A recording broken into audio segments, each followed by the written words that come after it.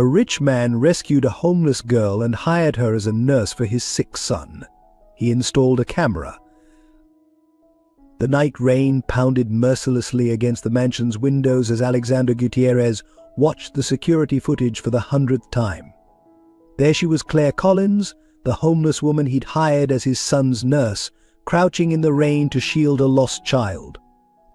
Something in her eyes, a mix of fierce protection and profound sadness, had compelled him to stop his car that night. Now, weeks later, as he observed her through hidden cameras, Alexander wrestled with his conscience. Was she the angel his broken family needed, or was Marina right about her being an expert manipulator? Before we dive into the story, comment below where in the world you're watching from today. If this is your first time discovering the channel, or you haven't subscribed yet, please support us by clicking the subscribe button. It truly means a lot to us. Thank you so much.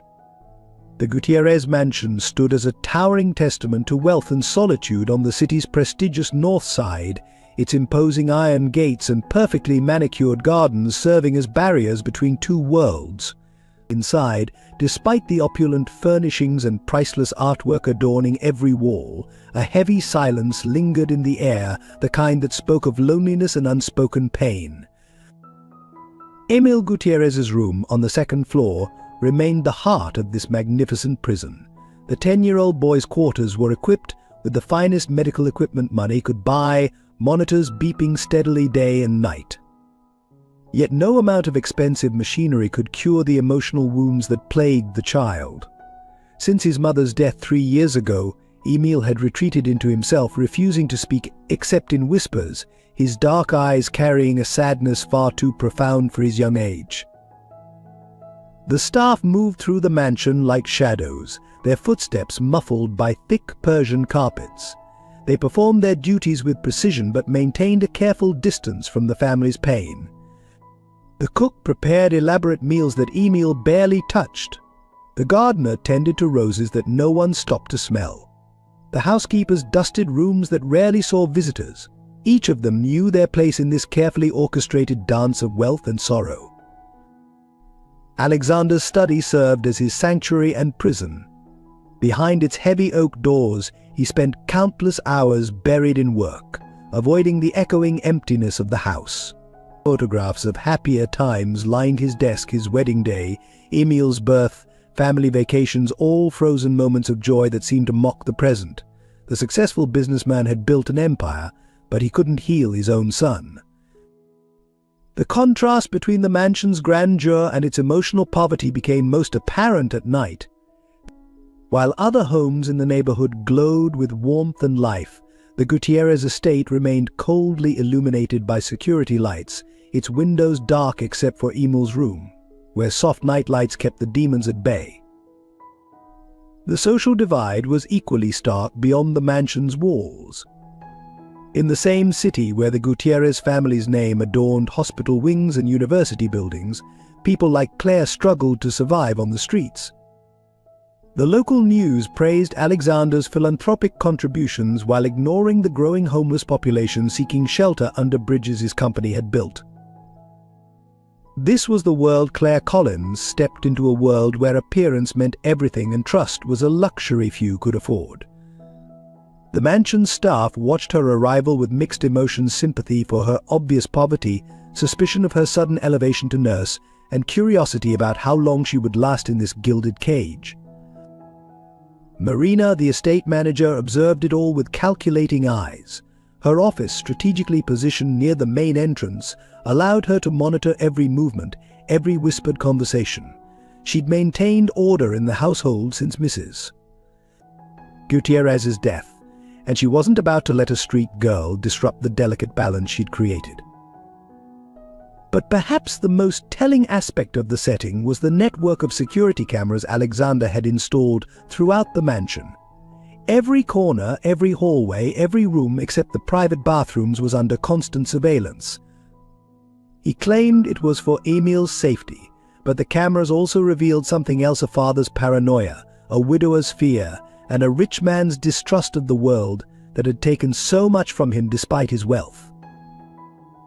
This was the stage where their story would unfold, a place where wealth and poverty collided, where love and suspicion danced a dangerous waltz, and where a broken family's healing would depend on their willingness to look beyond the surface and trust in something money couldn't buy: the human heart. 5 years ago, Claire Collins wore crisp white scrubs and commanded respect in one of the city's most prestigious pediatric wards. Her skill with difficult cases had earned her the nickname the Child Whisperer among her colleagues. Children who refused all other nurses would calm at her touch, and parents fought to have her assigned to their cases. But one tragic night changed everything. It started with a desperate mother rushing into the emergency room, cradling a convulsing toddler. Claire recognized Marina Villarreal, immediately the wife of a prominent hospital board member. Their eyes met briefly before Claire sprang into action, her hands steady as she tried to save the child. Despite following every protocol, despite working tirelessly for hours, the little girl's condition deteriorated. When the child flatlined, Marina's anguished screams echoed through the hospital corridors. The investigation that followed was swift and merciless. Marina, grief-stricken and influential, accused Claire of negligence. Hospital records were mysteriously altered, showing medication errors that Claire knew she hadn't made. Colleagues who once praised her skills suddenly couldn't meet her eyes. The hospital board, eager to protect their reputation and appease one of their own, made Claire their scapegoat. But losing her career was only the beginning. The same week she was fired, Child Protective Services arrived at her modest apartment. Gabriel, her 12-year-old brother whom she'd raised since their parents' death, was taken away. The authorities cited her medical negligence and sudden unemployment as proof of her unfitness as a guardian. Her protests fell on deaf ears, and Gabriel disappeared into the labyrinthine foster care system. Claire spent every penny of her savings on lawyers, fighting both the medical board and family court. But Marina's influence ran deep, and doors closed in Claire's face wherever she turned. Each appeal was denied, each request for information about Gabriel met with bureaucratic silence. As her resources dwindled, so did her options. But the descent into homelessness wasn't sudden but gradual: a missed rent payment here, a maxed-out credit card there. Soon the woman who once saved children's lives found herself sleeping in sheltered doorways, her nursing license suspended but still carried like a talisman in her worn backpack. Yet even on the streets, Claire couldn't stop being a healer. She became known among the homeless community for her gentle care of their injuries and illnesses, using the few supplies she could scrounge. During those years, Claire never stopped searching for Gabriel. She haunted foster care offices, followed leads from social workers who took pity on her, and posted countless looking for messages online. The photo she carried of them together, taken on his 12th birthday, just weeks before the separation, grew worn at the edges from constant handling. What no one knew, not even Marina, was that Claire had discovered something crucial about that fatal night in the emergency room. In her desperate review of the case, she'd found inconsistencies in the child's initial symptoms that suggested the tragedy might have been preventable, not due to her care, but due to earlier decisions made before the child reached the hospital. But by then, no one would listen to a disgraced nurse living on the streets. The years of hardship had changed Claire physically. Her once neat appearance became weathered, her hands roughened, but they couldn't dim the compassion in her eyes or break her spirit. She continued to help others whenever she could, even sharing her meager food with stray dogs. The other homeless people called her Angel, never knowing she once wore a different kind of white uniform. This was the Claire that Alexander Gutierrez saw that rainy night, a woman who, despite having every reason to be bitter, still stopped to help a lost child. What he couldn't see was the weight of her past, the burden of loss she carried, or the ironic twist of fate that had brought her to the doorstep of the woman who had orchestrated her downfall. Marina, now the Gutierrez estate manager, didn't recognize the homeless woman she'd destroyed years ago. But Claire recognized her instantly. Yet, when offered the position as Emil's nurse, Claire accepted not out of revenge but because she saw in his eyes the same pain she'd seen in Gabriel's the day they were separated. In this strange twist of fate, she found a chance not just to heal a child, but perhaps to heal herself as well. Alexander Gutierrez hadn't always been the austere figure who now haunted his mansion's halls. Before his wife Sarah's death, he was known for his warm smile and generous spirit. Photos in old society magazines showed him laughing, his arm around Sarah, their young son Emil beaming between them. Now, at 43, silver threaded his dark hair, and lines of worry creased his once handsome face. His empire of hospitals and medical research facilities had expanded, but his heart had contracted, protecting itself from further loss. The death of his wife in a car accident 3 years ago had transformed him into a man obsessed with control. Every decision, every hire, every minute of Emil's medical care had to pass through his scrutiny. Yet beneath his stern exterior lay a crushing guilt. He had been working late the night of Sarah's accident, had asked her to drive home alone from the charity gala. The weight of that decision haunted his every waking moment. Emil, once a vibrant child who filled the mansion with laughter, now spoke only in whispers. His condition, a combination of anxiety and progressive muscular weakness, baffled specialists. Some suggested it was psychosomatic, triggered by his mother's death. Others prescribed endless medications and therapies. At 10 years old, he had endured more treatments than most people face in a lifetime. His large brown eyes, so like his mother's, watched the world with a wisdom and wariness beyond his years. Marina Villarreal maintained a facade of elegant efficiency, but beneath her designer suits lay a heart twisted by grief and guilt. The loss of her daughter had driven her to destroy Claire's life, but the truth she carried was far darker. The child's death had been preceded by Marina's own medical negligence, a crucial detail she had buried beneath false accusations. Her position at the Gutierrez mansion served dual purposes: financial security and proximity to Alexander, whom she had grown to view as her last chance at the family she'd lost. The mansion's staff formed a complex hierarchy of loyalties and secrets. Sophia, the head housekeeper, had served the family for 20 years and viewed Emil as a surrogate grandson. Her quiet support would prove crucial in the days to come. James, the security chief, maintained the extensive camera system but harbored doubts about its necessity. Maria, the cook, watched everything and said little, but her kitchen became a sanctuary for those who needed a moment of warmth in the cold mansion. Dr. Reynolds, Emil's primary physician, made weekly visits that left everyone more frustrated than enlightened. His inability to diagnose the root of Emil's condition led him to defer to Alexander's demands for more tests, more medications, more restrictions. Yet he alone held records that would later connect crucial dots in Claire's past. But perhaps the most complex character was Sarah Gutierrez herself. Though deceased, her presence lingered in every corner of the mansion. Her portrait hung in the main hall, her gentle smile watching over the household. Her diaries, locked away in Alexander's study, contained observations about Emil's early symptoms that no one had yet discovered, and most importantly, she had known Marina before her death, known things that could unravel everything.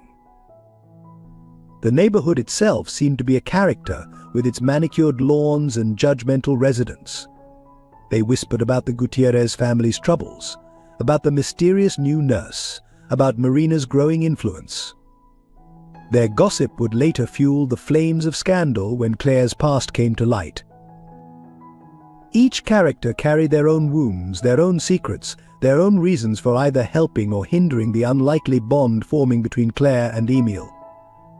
They moved through the mansion like pieces on a chessboard, some protecting the king, others plotting to topple him, all of them unaware that their carefully constructed world was about to change forever. Even Gabriel, though absent, was a powerful presence in the story. His experiences in the foster system had hardened him, taught him to trust no one. The sweet 12-year-old who loved his sister's pancakes had become a guarded teenager, carrying his own secrets and pain.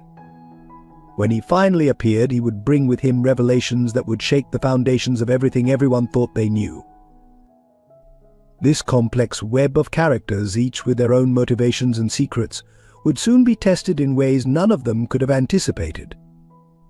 The arrival of Claire Collins wasn't just a change in Emil's care, it was the first domino in a sequence that would force every resident of the Gutierrez mansion to confront their past, their prejudices, and their carefully hidden truths. The rain fell in sheets across the city, turning streets into rivers and drowning out the usual urban noise. Inside his Mercedes, Alexander Gutierrez watched through rain-streaked windows as his driver navigated the treacherous roads. Another late night at the office, another evening of avoiding his empty home and his son's silent suffering. The rhythmic swish of windshield wipers matched his heartbeat, steady but hollow. His driver's sharp exclamation jerked Alexander from his thoughts. Through the downpour, headlights illuminated a scene that seemed almost surreal: a woman in sodden clothes, crouched protectively over a small child. They stood in the middle of the road, the woman using her own body as a shield against the rain. "Stop the car," Alexander commanded, something about the scene triggering memories of Sarah's compassion for strays and lost causes. As he stepped out into the deluge, his Italian leather shoes immediately filled with water, but he barely noticed. The woman looked up, and their eyes met. Later, Alexander would recall this moment with perfect clarity: the way the rain plastered her dark hair to her face, the fierce protectiveness in her stance, the startling intelligence in her eyes. Despite her ragged appearance, she held herself with a dignity that spoke of better days. "He's lost," she explained, her voice carrying above the storm. "Found him crying behind the convenience store. I've been trying to find a police station," but she gestured helplessly at their surroundings, where neon signs blurred into watercolor smears through the rain. The child, no more than 6, clung to her like a lifeline. Alexander noticed how she'd wrapped her own threadbare jacket around the boy, leaving herself exposed to the elements. It was the kind of instinctive, nurturing gesture Sarah would have made. "Get in the car," he found himself saying. "Both of you. We'll sort this out somewhere dry." The words surprised him as much as they seemed to surprise her. Alexander Gutierrez, who triple-checked every employee's background, who installed cameras to monitor his own staff, was inviting strangers, homeless strangers, into his car. The woman hesitated, and in that hesitation, Alexander saw something that intrigued him further. She wasn't afraid for herself, her concern was entirely for the child. "I'm Alexander Gutierrez," he added, as if his name might lend credibility to his offer. "We can take him to the police station together." "Claire," she replied simply, then guided the boy toward the car with practiced ease. Alexander noticed how she spoke softly to the child, explaining each move before she made it. The boy responded to her gentle authority, his terror gradually subsiding. Inside the car's warm interior, Alexander studied them in the rearview mirror. Despite her drenched appearance, Claire maintained a professional demeanor as she checked the boy for signs of illness or injury. Her movements were precise, practiced medical training, he realized with growing interest. "You were a nurse," he stated rather than asked. Claire's hands stilled for a moment, then continued their assessment of the child. Was she acknowledged? A world of pain in that single syllable. Alexander felt the weight of Emil's medical file in his briefcase, filled with inconclusive tests and ineffective treatments. He watched as the boy in the backseat gradually relaxed under Claire's care, his frightened tears subsiding into occasional sniffles. "I have a son," Alexander found himself saying. "He's unwell. We've been through dozens of nurses, but none seemed to understand him." He paused, aware he was about to make either the most brilliant or most foolish decision of his life. "Would you consider?" "Mr. Gutierrez," Claire interrupted, her voice gentle but firm, "you don't know anything about me." "I know what I see," he replied, thinking of how she'd used her own body to shield a stranger's child from the rain. Sometimes that's enough. What he didn't say was how her actions reminded him of Sarah, how the compassion in her eyes spoke louder than any resume, how desperately he needed someone who could reach his son the way she'd reached this frightened child. As they approached the police station, Alexander made his offer formal: a position in his household, caring for Emil, room, board, salary, a chance to rebuild. Claire's response was interrupted by their arrival, but as she helped the lost child into the station, Alexander saw her considering his words. Neither of them could have known that this rainy night meeting was being recorded by traffic cameras, footage that would later become crucial evidence in the battle to come. Claire's arrival at the Gutierrez mansion ignited immediate ripples of tension. Walking through the ornate front doors in her thrift store clothes, she felt every critical gaze, heard every whispered judgment. Marina, immaculate in her designer suit, greeted her with a smile that didn't reach her eyes. "Mr. Gutierrez must be very charitable," Marina remarked, her voice dripping with barely concealed disdain as she led Claire through the mansion. "Though I must say, it's unusual to hire someone without proper credentials or background checks." Neither woman acknowledged the deeper recognition simmering beneath their exchange, the shared history that connected them through tragedy. Emil's first meeting with Claire set the tone for the challenges ahead. The boy sat in his wheelchair by the window, deliberately turning away as they entered.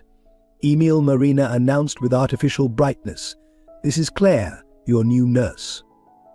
The boy's response was a cold silence that filled the room.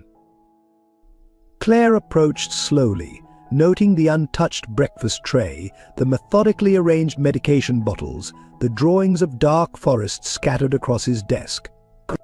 Instead of forcing conversation, she simply sat in the chair opposite him and began folding one of his discarded papers into an origami crane. "Your mother taught you to make these," she said quietly, noticing the half-finished paper cranes hidden behind his books. Emil's head turned slightly, surprise flickering across his features. No other nurse had noticed this detail about him. "She's dead," Emil whispered, his first words of the day carrying both pain and challenge. "Like all my birds on his windowsill, a line of crooked paper cranes gathered dust." "Then perhaps," Claire replied, placing her finished crane beside his, "we should make new ones that can fly." She didn't push further, didn't demand his attention or cooperation. Instead, she simply began another crane, her fingers moving with deliberate care. The staff watched this interaction and others like it with mixed reactions. The cook, Maria, saw how Claire saved portions of her meals to share with the stray cats behind the mansion. Sophia, the head housekeeper, observed her treating Emil's stuffed animals with the same respect she'd give real patients. James, the security chief, noticed how she spoke to everyone with equal kindness, regardless of their position. But it was Marina who watched most carefully, her anxiety growing as she recognized the same gentle competence that had once made Claire a beloved pediatric nurse. When Emil allowed Claire to help him with his physical therapy without the usual screaming protests, Marina's hands shook as she typed an urgent email to her contacts, seeking any dirt they could find on Claire's past. Alexander, though initially confident in his impulsive hiring decision, found himself increasingly uncertain. Through the security cameras, he watched Claire's patient interactions with Emil, her quiet competence, her small acts of kindness. But he also saw how she wandered the halls at night, sometimes stopping to stare at family photographs with an unreadable expression. "We know nothing about her," Marina reminded him during their daily briefing. "She could be dangerous. She could be unstable. She could be exactly what Emil needs," Alexander interrupted, even as doubt gnawed at him. That night he added more cameras to the surveillance system. The turning point came on Claire's fifth night at the mansion. Emil's nightmares, a regular occurrence since his mother's death, brought the household running to his room. But this time, instead of the usual scene of panic and sedatives, they found Claire sitting on the floor beside Emil's bed, teaching him breathing exercises between soft stories about constellations visible from his window. "Mum used to do that," Emil whispered, his small hand gripping Claire's sleeve, The stars, she knew them all. Claire's response, caught clearly on the security footage, would later haunt Alexander. Sometimes the people we lose become stars themselves, watching over us. We just have to remember to look up. Marina, watching from the doorway, saw her carefully constructed influence beginning to crumble. That same night, she made a phone call that would set in motion events none of them could have anticipated. By the end of the first week, battle lines had been drawn. The staff divided into factions, those who saw Claire's genuine care for Emil and those who, led by Marina, viewed her as a threat to the established order. Emil himself remained a complicated mix of longing and resistance, drawing closer to Claire even as he fought against replacing his mother's memory. Alexander found himself torn between his growing trust in Claire's positive effect on Emil and his instinctive caution about her mysterious past. The security footage he reviewed each night showed him a woman whose gentle consistency was slowly bringing his son back to life, but his fears whispered that anything too good to be true usually was. What none of them knew was that Claire had recognized more than just Marina. In Sarah's photographs throughout the house, in the medical files she glimpsed, in Emil's symptoms, she saw patterns that connected to that fatal night 5 years ago, connections that would soon shake their world to its core. As autumn crept into winter, subtle changes began transforming the Gutierrez mansion. Emil's room, once shrouded in perpetual silence, now occasionally echoed with quiet laughter. The paper cranes multiplied their wings, catching sunlight from windows that stayed open more often. Claire's approach to Emil's care differed radically from previous nurses. Instead of forcing him into rigid therapy routines, she wove exercises into games and stories. His physical therapy became treasure hunts through the mansion's corridors. Medical treatments turned into secret missions, complete with code names and rewards. "You're doing it wrong," Emil had declared one morning, watching Claire arrange his medications. "They're supposed to be in rainbow order." His voice carried the weight of countless battles with previous nurses. "Actually," Claire replied, not missing a beat, "I'm organizing them like a symphony." See, she lined up the pills, explaining how each color represented a different musical note. By the end of the week, Emil was taking his medicine while humming the tune they'd created together.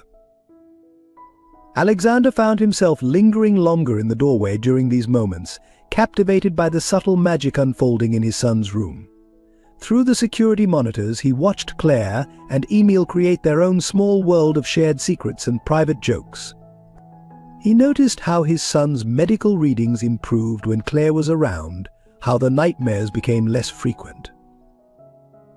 One evening, passing Emil's room, Alexander heard something that stopped him in his tracks: his son's laugh, full and genuine, a sound he hadn't heard since Sarah's death. Inside, Claire was acting out a story using Emil's stuffed animals as characters, complete with different voices and dramatic gestures. "Dad," Emil called out, spotting him in the doorway.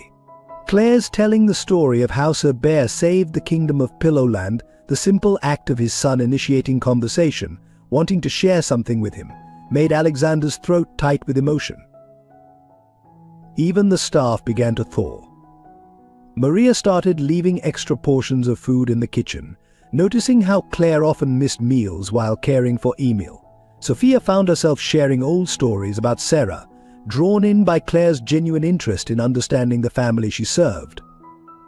James discovered his security footage increasingly filled with moments of healing rather than suspicious activity. But it was Alexander's own barriers that faced the most profound challenge. He found himself seeking Claire's opinion during medical consultations, valuing her intuitive understanding of Emil's needs. Their discussions about Emil's care grew longer, more personal, often extending into shared cups of coffee in the quiet hours after Emil slept. "He talks about her all the time," Claire said one such evening, referring to Sarah. "He needs that to keep her memory alive without letting it paralyze him." The insight struck Alexander deeply. He'd been so focused on moving forward, on fixing everything, that he'd never considered the healing power of looking back. Marina watched this growing closeness with increasing alarm. Her carefully maintained position as Alexander's closest confidante was slipping away. She observed how his eyes followed Claire when she wasn't looking, how he smiled more frequently, how his rigid control began to soften. "I'm concerned," Marina said during one of their meetings, her voice careful. "Emil is becoming too dependent on her. What if she leaves? What if she's not who she seems?" But even as she spoke, Alexander was remembering the previous night's security footage. Claire sitting beside Emil's bed, reading from Sarah's old astronomy book, teaching him to find the constellations his mother had loved. The most significant shift came during a particularly bad night for Emil. His muscles had seized painfully, a common occurrence, but this time the usual medications weren't helping. As the boy writhed in agony, Claire did something unprecedented. She began singing softly, an old lullaby about stars and dreams. Alexander, watching through the cameras, froze when he recognized the melody. It was Sarah's song, the one she'd always sung to Emil. He rushed to the room, expecting Emil to be upset by this invasion of his mother's sacred memory.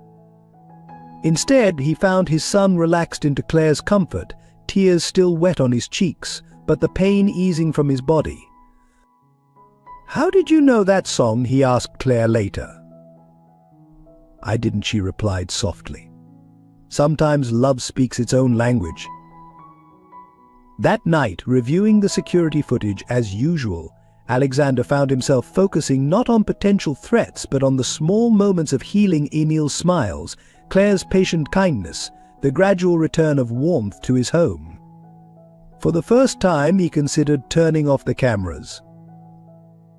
What none of them realized was that these growing bonds would soon be tested in ways they couldn't imagine. Marina had already set her plan in motion, and the piece they'd found was as fragile as the paper cranes that now danced in Emil's window. If this story touched your heart, there are many more emotional journeys waiting to be shared. Hit subscribe to join our community of storytellers and dream believers. Each week we bring you real stories of love, redemption, and the unbreakable human spirit. Don't miss out. Subscribe now and enable notifications. The revelation about Gabriel came on an ordinary Tuesday morning. Claire was helping Emil with his stretching exercises when Marina strode into the room, her heels clicking ominously against the hardwood floor. The smile on her face made Claire's heart skip a beat. "I think you'll want to see this," Marina announced, placing a manila folder on Emil's desk. Her eyes glittered with barely concealed triumph as she stepped back, watching Claire's reaction. Inside the folder was a single photograph of a teenage boy, about 15, standing in front of a run-down building. Though older, harder, the eyes that stared back at Claire were unmistakable. Gabriel. Her hands trembled as she touched the image. "Interesting, isn't it?" Marina's voice dripped with false sympathy. A troubled youth, living with a foster family just across town. Such a shame about his past, abandoned by his sister, left to fend for himself in the system. Claire's head snapped up, her face draining of color. "What did you tell him?" "Only the truth," Marina replied smoothly. "How his sister chose a career over family. How she left him behind for a better life." He was quite receptive to the story. Emil, watching from his wheelchair, sensed the tension crackling between the women. Claire, his small voice carried worry. "What's wrong?" But Claire couldn't answer. The room was spinning, Marina's words echoing in her head. For 5 years she'd searched for Gabriel, and now he was here, poisoned against her by the very woman who had destroyed their lives. "Where is he?" Claire demanded, her professional composure cracking. Marina's smile widened. "He doesn't want to see you. In fact, he was quite clear about his feelings toward his abandoning sister. But if you'd like to make things interesting," she pulled out another document. "I have temporary guardianship of him now. Funny how things work out, isn't it?" The cruelty of it was breathtaking. Marina had not only found Gabriel first, but had positioned herself as his protector, turning him against Claire before she could even reach him. "Alexander, reviewing the security footage later that evening, would be struck by what happened next. Instead of breaking down, Claire squared her shoulders and turned back to Emil. "Let's finish your exercises," she said softly, her voice steady despite the tears threatening to fall. But Emil reached for her hand. "Some battle," she told him, managing a small smile. Take more than one day to win, she continued the therapy session as if her world hadn't just shattered, hiding her pain behind gentle encouragement of Emil's progress. That night, after Emil was asleep, Alexander found Claire in the mansion's garden. She sat on a stone bench, Gabriel's photograph clutched in her hands, her tears finally flowing freely. "How long have you known?" he asked, settling beside her. "About Marina?" "Since the first day," Claire admitted. "She was the one who took everything from me. My career, my brother, my life." The story poured out of her: the tragic night at the hospital, the false accusations, the desperate search for Gabriel. Alexander listened, his mind racing.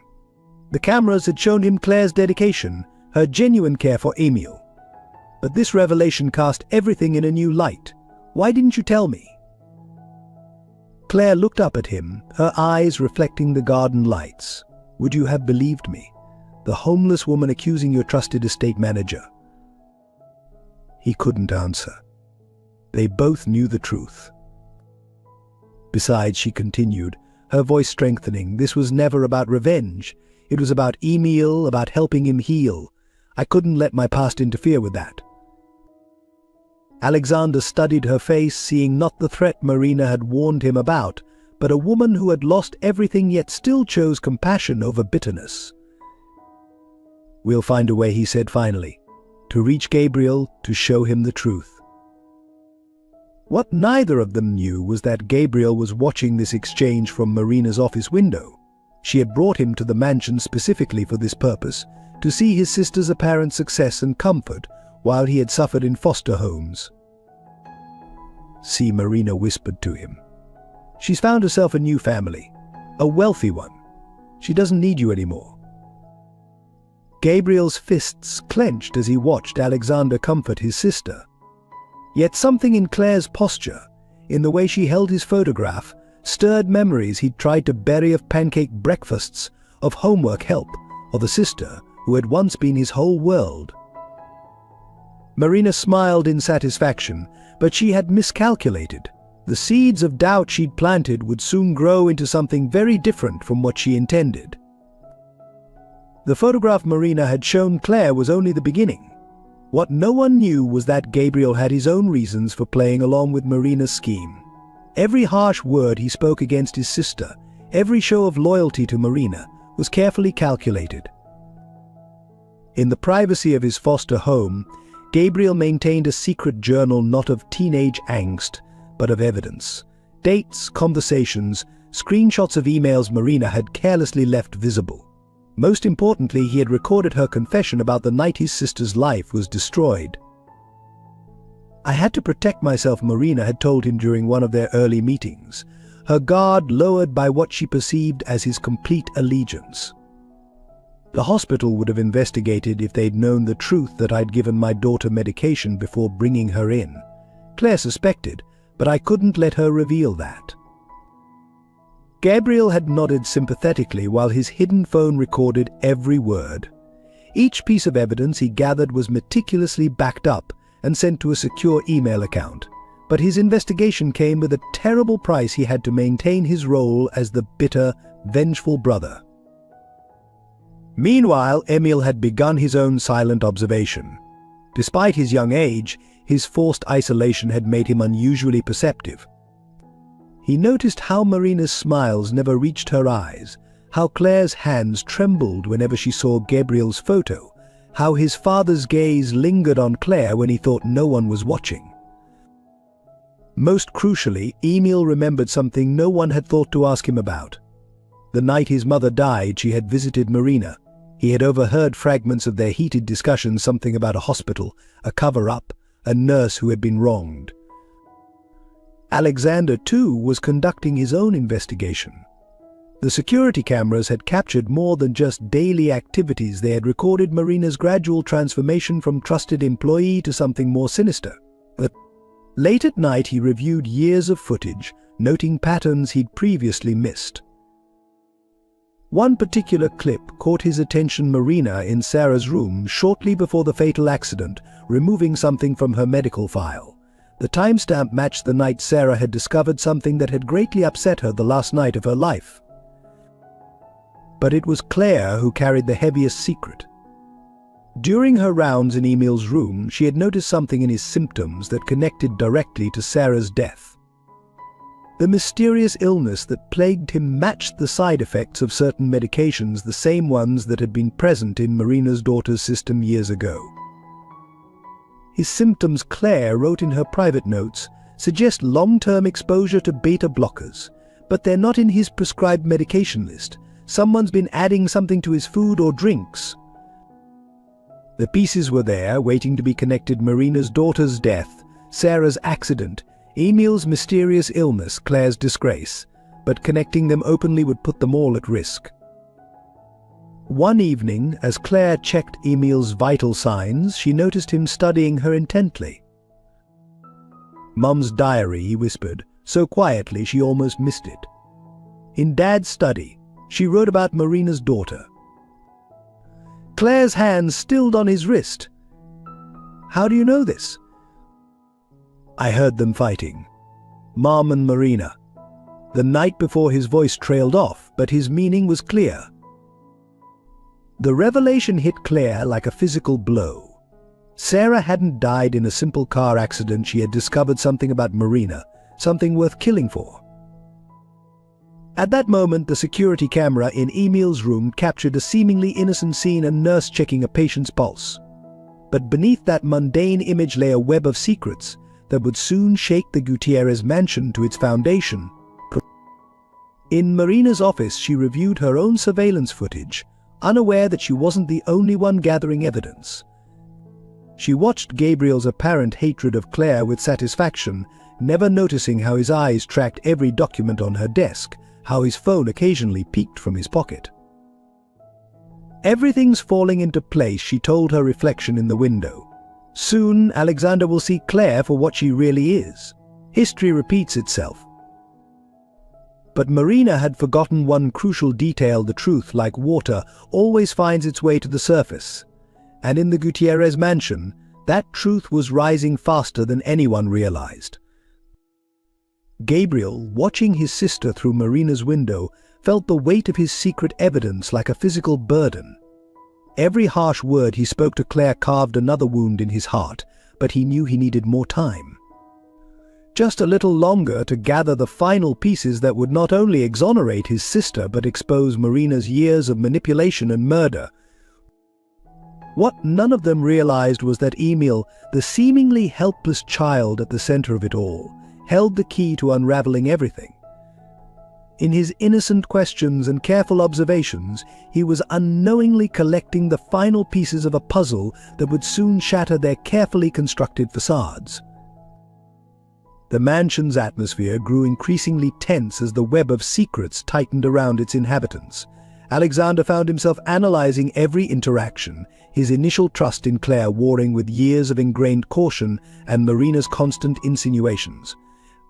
Through his wall of security monitors, he watched 3 different scenes unfold simultaneously. In Emil's room, Claire was helping his son reach for a book, her gentle encouragement bringing forth a determined smile he hadn't seen in years. In the garden, Gabriel lurked with a camera phone, supposedly documenting Claire's suspicious behavior for Marina, though his hands shook each time he photographed his sister. In her office, Marina was making yet another secret phone call, her lips forming words the cameras couldn't quite catch. "You have to understand my position," Alexander told Claire during one of their evening discussions. "Emil's all I have left. I can't risk." "Can't risk what?" Claire interrupted, her voice carrying an edge he'd never heard before. "Trusting someone? Letting someone care for him? Or is it yourself you're protecting?" The question hung between them, too accurate to dismiss, too painful to acknowledge. Before Alexander could respond, Emil's voice carried from his room, calling for Claire. She left without another word, leaving Alexander to confront his own reflexive suspicions. The staff's loyalty had splintered into factions. Sophia, the head housekeeper, watched Claire with increasingly concerned eyes, noting how the young woman grew thinner, more haunted, yet never wavered in her care for Emil. One morning, she found Claire asleep in Emil's room, still holding his hand after a night of fever. "She's not eating," Sophia reported to Alexander. "She gives most of her food to the boy, says he needs the strength more." The unspoken comparison to Sarah's similar selflessness hung in the air. Maria, the cook, had begun leaving small packages of food outside Claire's door, her maternal instincts warring with Marina's strict instructions to maintain distance. James, the security chief, found himself accidentally deleting footage that might be misconstrued against Claire, though he couldn't explain why. Emil, despite his young age, sensed the growing strain. "Why doesn't father trust you?" he asked Claire one night as she tucked him in. "You make the pain go away. Mum would have trusted you." Claire's hands stilled on his blanket. Sometimes, she answered carefully, people who have lost a lot find it hard to believe in good things again, even when those things are right in front of them. The most devastating blow to trust came during a heated confrontation in Alexander's study. Marina had presented a series of photographs Claire at night, apparently searching through files in his office. Gabriel, looking distressed during their few interactions, mysterious phone calls from Claire's room. "She's gathering information," Marina insisted, "building a case for something, perhaps even planning to take Emil." "Stop!" Alexander's voice cut through her accusations. He stared at the security screens, where Claire was currently reading to Emil, her free hand absently massaging his perpetually painful muscles. "Just stop." But doubt, once planted, grows like a weed. That night, Alexander added more cameras, including one in Claire's room, a violation of privacy that made him sick, even as he authorized it. What the cameras captured, however, wasn't conspiracy but heartbreak. Late at night, Claire would take out Gabriel's photo, tracing his features while tears fell silently. She wrote letters she never sent, spoke to an empty room, practicing explanations she couldn't give. Through it all, Emil watched and listened. His keen mind catalogued every whispered conversation, every tense exchange. One evening, as Claire helped him with his exercises, he made a decision. "I know about the extra medicine," he said quietly. Claire froze. "What medicine?" "The ones in my juice every morning." When Marina thinks no one's watching, his dark eyes met hers steadily. "It makes the pain worse." "But if I tell father, he won't believe me, will he?" The truth of a child's perception struck Claire like a physical blow. Emil had known all along about Marina's manipulation, about the source of his mysterious symptoms, about the adult's tangled web of suspicion and fear. That night, reviewing the security footage, Alexander saw something that shook him to his core. In Emil's room, his son had taken Claire's hand and pressed it to his heart, a gesture of absolute trust he hadn't shown anyone since Sarah's death. "You'll protect me?" Emil's voice came clearly through the speakers, "like you protected Gabriel." Claire's response was barely audible, "Until my last breath." It was then that Alexander realized his elaborate security system had captured everything except what mattered most, the simple truth of love and loyalty playing out right before his eyes. But this realization came dangerously close to being too late, for Marina's final plan was already in motion. Marina's orchestration of suspicion reached new heights as she implemented her master plan.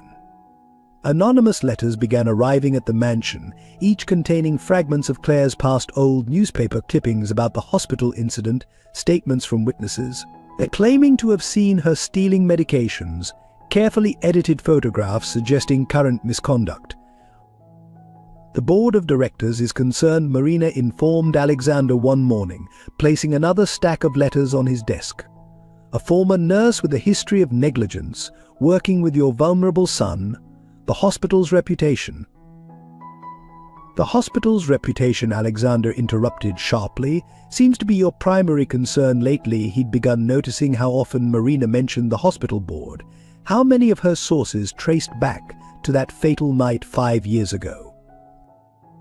Meanwhile, Gabriel's double game grew increasingly dangerous. Each day he reported Claire's activities to Marina, while secretly documenting Marina's manipulations. The strain of betraying his sister showed in his deteriorating health and behavior. Dark circles shadowed his eyes, and his hands shook constantly. "She's planning something," he told Marina, hating himself for the words even as he spoke them. "I saw her looking at Emil's medical records again." What he didn't mention was how he'd also seen Claire's tears when she discovered the altered medication doses in those records. The pressure began affecting everyone in different ways. Claire threw herself into Emil's care with almost desperate intensity, as if she could protect him through sheer force of will. Her medical expertise, once hidden behind a careful facade of simple nursing, began showing through as she questioned treatment plans and suggested alternative therapies. These medications, she confronted Dr. Reynolds during one of his visits, are contraindicated for his symptoms. Unless someone's adding something we don't know about. Her eyes briefly met Emil's across the room, acknowledging their shared secret. The doctor shifted uncomfortably, glancing at Marina, who hovered nearby. "The treatment plan has been approved by the hospital board." The same board that protected Marina 5 years ago. Claire's quiet question landed like a bomb in the room. For a moment, no one moved. Then Marina stepped forward, her smile razor-sharp. "I think," she said coldly, "it's time to discuss your continuing employment here, Claire." Alexander, watching through his cameras, noticed something odd in that moment. How Dr. Reynolds flinched at Claire's words, how Marina's hand trembled slightly as she reached for her phone. Small tells that suggested deeper currents beneath the surface. Emil, far from being the helpless child everyone assumed, began his own quiet rebellion. He refused medications unless Claire checked them first. He complained of feeling worse after Marina's visits. Most significantly, he started keeping a diary, recording everything he observed with a child's brutal honesty. "Marina put something in my juice," he wrote. "It makes my legs hurt more, but she tells father it's proof I need more treatment at her hospital." The mansion staff found themselves caught in the crossfire. Sophia discovered her access to certain areas of the house restricted. Maria was instructed to report any conversations she overheard in the kitchen. James received strict orders to focus camera surveillance on Claire's movements. But it was Gabriel who faced the greatest challenge. During one of his report sessions with Marina, he nearly gave everything away when she casually mentioned Claire's upcoming accident. Accidents happen all the time, Marina mused, studying her perfectly manicured nails. Especially in homes with so many stairs. Such a tragedy when caretakers become careless. But Gabriel's phone, hidden in his pocket, recorded everything while his face remained carefully blank. But inside, he was screaming.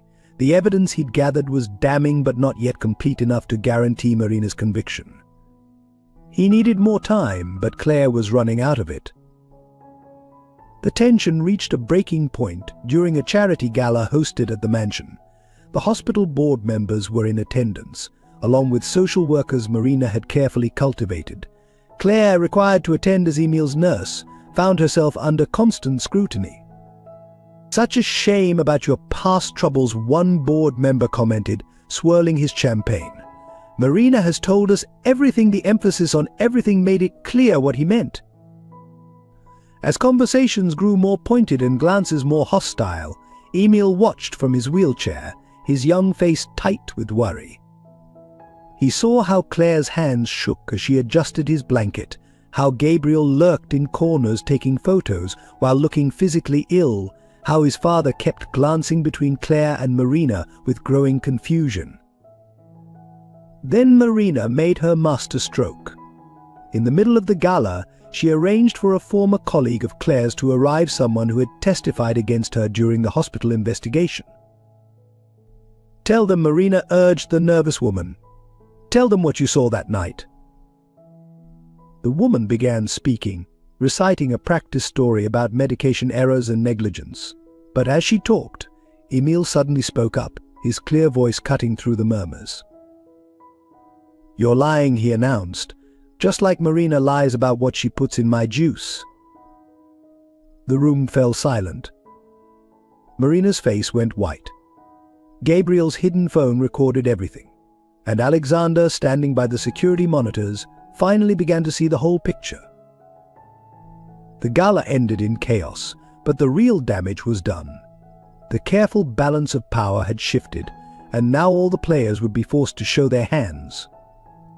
Marina's campaign of tension had worked too well. Instead of breaking Claire, it had exposed the cracks in her own carefully constructed facade. That night, as the last guests left, Alexander found himself reviewing years of security footage with new eyes, while Emil wrote in his diary, and Gabriel added another damning recording to his collection. Claire, alone in her room, made a decision she'd been avoiding for weeks. The time for passive resistance was over. Nobody slept that night in the Gutierrez mansion.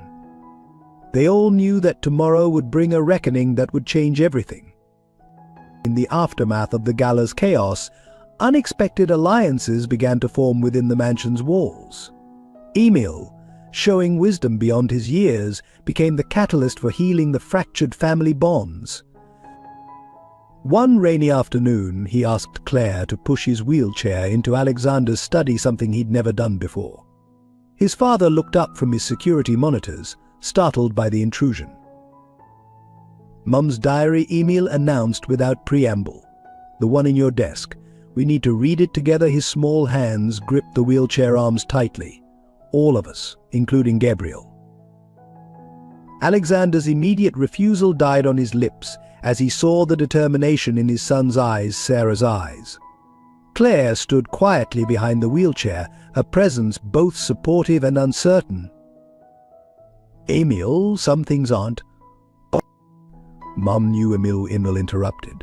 "About Marina, about Claire, about everything. That's why she had the accident, isn't it?" The silence that followed was deafening. Alexander's hand moved unconsciously to his desk drawer, where Sarah's leather-bound diary lay hidden. Claire's breath caught audibly. "Please, Dad," Emil whispered.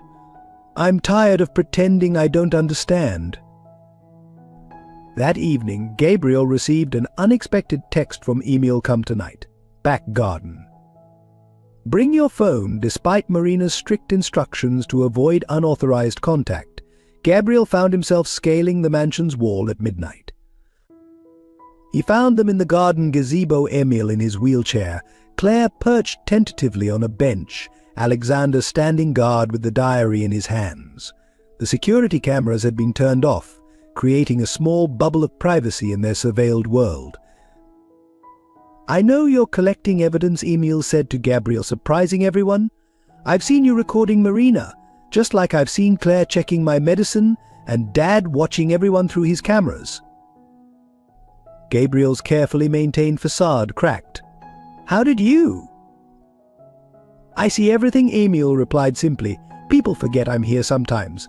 They talk. They act differently when they think no one's watching." Alexander opened Sarah's diary with trembling hands. The last entry he began reading was the night before the accident. Sarah's words flowed into the night air, revealing a truth they'd all sensed but never fully understood. She had discovered Marina's role in her daughter's death, had found proof of the medication tampering. More importantly, she had begun investigating Claire's case, believing her to be wrongly accused. "I have to make this right," Sarah had written. "For that young nurse who lost everything. For Marina's daughter who didn't have to die. For the truth that's been buried too long." Claire's quiet sobs broke the silence that followed. Gabriel, unable to maintain his distance any longer, crossed the gazebo and knelt before his sister. "I never believed her lies," he confessed, pulling out his phone. "Everything she said about you, I recorded it all. I've been gathering evidence since the day she found me." Claire stared at her brother, years of pain and longing crystallizing into this moment. "But why didn't you tell me?" "Because Marina has people watching you," Emil answered for him. "Just like she had people watching Mom." Alexander sat heavily on the bench, the weight of his failures pressing down on him. "I've been so blind," he whispered, "hiding behind cameras and security systems when the truth was right in front of me." Emil reached for his father's hand. Mom used to say that love sees clearer than cameras. In that moment, their broken pieces began fitting together. Gabriel shared his recordings, months of Marina's unguarded confessions, schemes, and threats. Claire revealed her discoveries about Emil's tampered medications. Alexander admitted to his growing suspicions about Sarah's accident. But it was Emil who provided the final piece. From his wheelchair cushion, he pulled out his own diary, pages of careful observations, conversations overheard, patterns noticed. A child's record of truth that couldn't be dismissed or manipulated. "We're stronger together," Emil declared, his voice carrying echoes of Sarah's determination. "That's what Marina's afraid of. US becoming a real family." Looking at them in the moonlight, Claire wiping away tears, Gabriel protectively close to his sister, Emil's fierce determination, Alexander's dawning understanding, they realized Emil was right. Their bonds, forged through suffering and suspicion, had become unbreakable. Alexander made a decision. "Tomorrow," he announced, "we end this. All of us together." Claire hesitated. "Marina still has power. The hospital board." "Can't ignore evidence from 4 different sources," Gabriel finished, holding up his phone. "Especially when one of them is a child who's been documenting his own poisoning." They spent hours planning, sharing information, filling in gaps in each other's knowledge. By dawn, they had formed not just a strategy, but a family united in purpose. As they wheeled Emil back to his room, he caught Claire's hand. "Stay," he whispered. "Both of you," he looked at Gabriel. "Like when you used to read stories to each other." That's how Marina found them the next morning, Claire and Gabriel asleep on either side of Emil's bed, while Alexander dozed in the nearby chair. Her fury at seeing her carefully separated pawns united would be the first crack in her composure. What she didn't realize was that this tableau of family unity wasn't just a defeat of her manipulations, it was the birth of something stronger than her schemes, something that would ultimately lead to her downfall. With their newfound unity, the family began meticulously assembling their case against Marina. Each member played a crucial role in gathering and connecting evidence, turning the mansion into a covert operations center. Emil, despite his physical limitations, proved to be their most valuable intelligence gatherer. His wheelchair position in various rooms made him practically invisible to others, allowing him to observe unnoticed. He kept his iPad recording during Marina's medical consultations, capturing her subtle additions to his drinks and her whispered phone conversations. "She doesn't even look at me when she does it anymore," Emil told them during one of their secret meetings in his room. "Yesterday she added something to my juice while talking to Dr. Reynolds about increasing my hospital stays." Gabriel organized their evidence into 3 distinct categories: historical, current, and predictive. His recordings of Marina included damning admissions about Sarah's accident, Claire's framing, and future plans. Most crucially, he had captured her unguarded moment during the gala. "Got her talking about Mom's death," Gabriel reported, playing a recording where Marina, slightly drunk on champagne, had boasted about taking care of problems at the hospital. "She thinks I'm still on her side, still angry at Claire. She's getting careless." Claire focused on the medical evidence, meticulously documenting Emil's symptoms and their correlation with Marina's visits. Her background as a nurse proved invaluable as she built a timeline connecting Marina's daughter's death, her own disgrace, and Emil's mysterious illness. "The pattern is clear," she explained, spreading her notes across Emil's desk. "The same medications that were found in Marina's daughter's system are showing up in Emil's blood work. she's been recreating the original crime, but slowly this time to avoid suspicion. Alexander contributed his years of security footage, now viewed through new eyes. What had once seemed like innocent interactions became sinister when examined closely. He discovered footage of Marina in Sarah's study the night before the accident, removing papers from a locked drawer. She must have found Sarah's evidence that night, Alexander realized. That's why the accident happened so suddenly. But their most powerful evidence came from an unexpected source. Sophia, the head housekeeper, approached them one evening with a small box. "Mrs. Sarah gave this to me the day she died," she revealed, her hands trembling. "Said if anything happened to her, I should keep it safe until it was needed."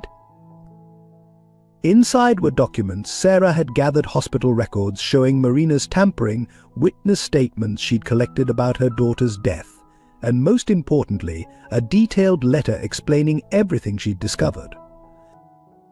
"My dear Alexander," Sarah's letter began, "if you're reading this, something has happened to me. Marina isn't who we thought she was. She's been using our hospital to cover up her crimes." The letter went on to detail how Sarah had discovered Marina's pattern of medication tampering, her manipulation of hospital records, and her threats against those who discovered the truth. Claire's case had been mentioned specifically. The young nurse, Claire Collins, was innocent, Sarah had written. Marina framed her to prevent her from exposing the truth about her daughter's death. "We must make this right." Armed with this wealth of evidence, they began preparing their counterattack. Emil suggested using his iPad to live stream Marina's medical treatments, ensuring multiple witnesses could testify to her actions. Gabriel continued playing his role as Marina's confidant, encouraging her to reveal more incriminating details. Claire cross-referenced Sarah's documents with hospital records she'd secretly obtained through Dr. Reynolds's guilty conscience. The doctor, it turned out, had been keeping his own records of Marina's suspicious activities. "He's willing to testify," Claire announced one night. "He's been wanting to come clean for years, but was afraid of Marina's influence." Alexander focused on building legal support, quietly contacting trusted attorneys and investigators who could move quickly when the time came. He also began transferring hospital board control away from Marina's allies, preparing for the inevitable power struggle. The evidence culminated in a master document they called the Marina File, containing Sarah's letter and supporting documents. Emil's recorded footage of medication tampering. Gabriel's audio recordings of Marina's confessions. Claire's medical analysis and timeline. Alexander's security footage. Dr. Reynolds' sworn statement. Hospital records showing patterns of manipulation. Financial records revealing Marina's corrupt dealings. Witness statements from staff members. "It's overwhelming," Alexander said, reviewing their collection. "No one could dismiss this much proof." But Emil, wise beyond his years, added a crucial observation: "We need to show who Marina really is, not just what she did. People need to understand why." This led them to their final piece of evidence, Marina's own daughter's medical records, which showed that the child's death had been preventable if Marina hadn't been medicating her secretly for years to maintain control. "She's been recreating her own crime," Claire realized, punishing herself through Emil while trying to maintain control over everything. The evidence was ready, but timing would be crucial. They knew Marina was planning something big. Her increasingly frequent phone calls and nervous energy suggested she was preparing her own endgame. "We have to strike first," Gabriel insisted, "before she realizes we're all working together." As they finalized their preparations, Emil made one last contribution to their evidence collection. He had been recording his own video diary, speaking directly to the camera about his experiences. "I'm not just a sick kid," his clear voice stated in the final entry. "I'm proof of what Marina did, and I want to tell my story." Their evidence was assembled. Their plan was set. Now they just had to wait for the right moment to bring everything into the light. The morning Marina launched her legal attack, storm clouds gathered over the Gutierrez mansion. Her timing was calculated for maximum impact. She filed the lawsuit just as the hospital board convened for their annual meeting, ensuring maximum publicity and professional damage. But the legal documents arrived via courier during breakfast. Alexander sat at the head of the table, Emil to his right, Claire helping him with his food, and Gabriel, who had officially moved in the previous week, quietly observing. Marina's entrance was theatrical, her Louboutin heels clicking against marble as she strode in, flanked by two attorneys. "I hate to do this," she announced, her voice dripping with false regret, "but I have a duty to protect this family." She placed the documents before Alexander with flourish. "Claire Collins is hereby charged with medical malpractice, child endangerment, and attempted manipulation of a minor for financial gain." The accusations were devastating in their scope.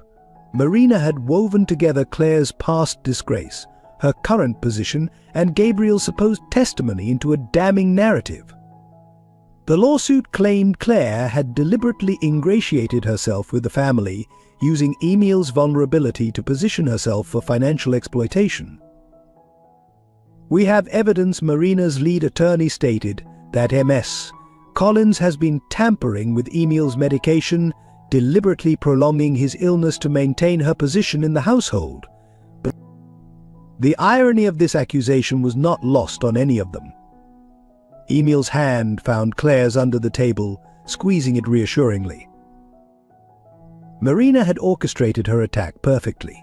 News vans already gathered outside the mansion gates, their satellite dishes pointed like weapons. Hospital board members were being contacted for statements. Social services had been notified about Gabriel's situation. Furthermore, Marina continued, pulling out another document. "We're seeking emergency custody of Gabriel Collins, given his sister's proven history of neglect and current criminal allegations."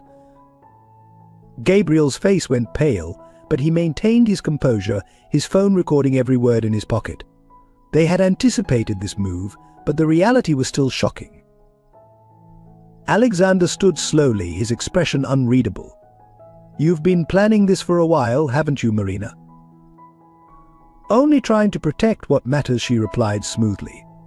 "The hospital's reputation, Emil's health, the family's legacy, everything you've worked for, Alexander."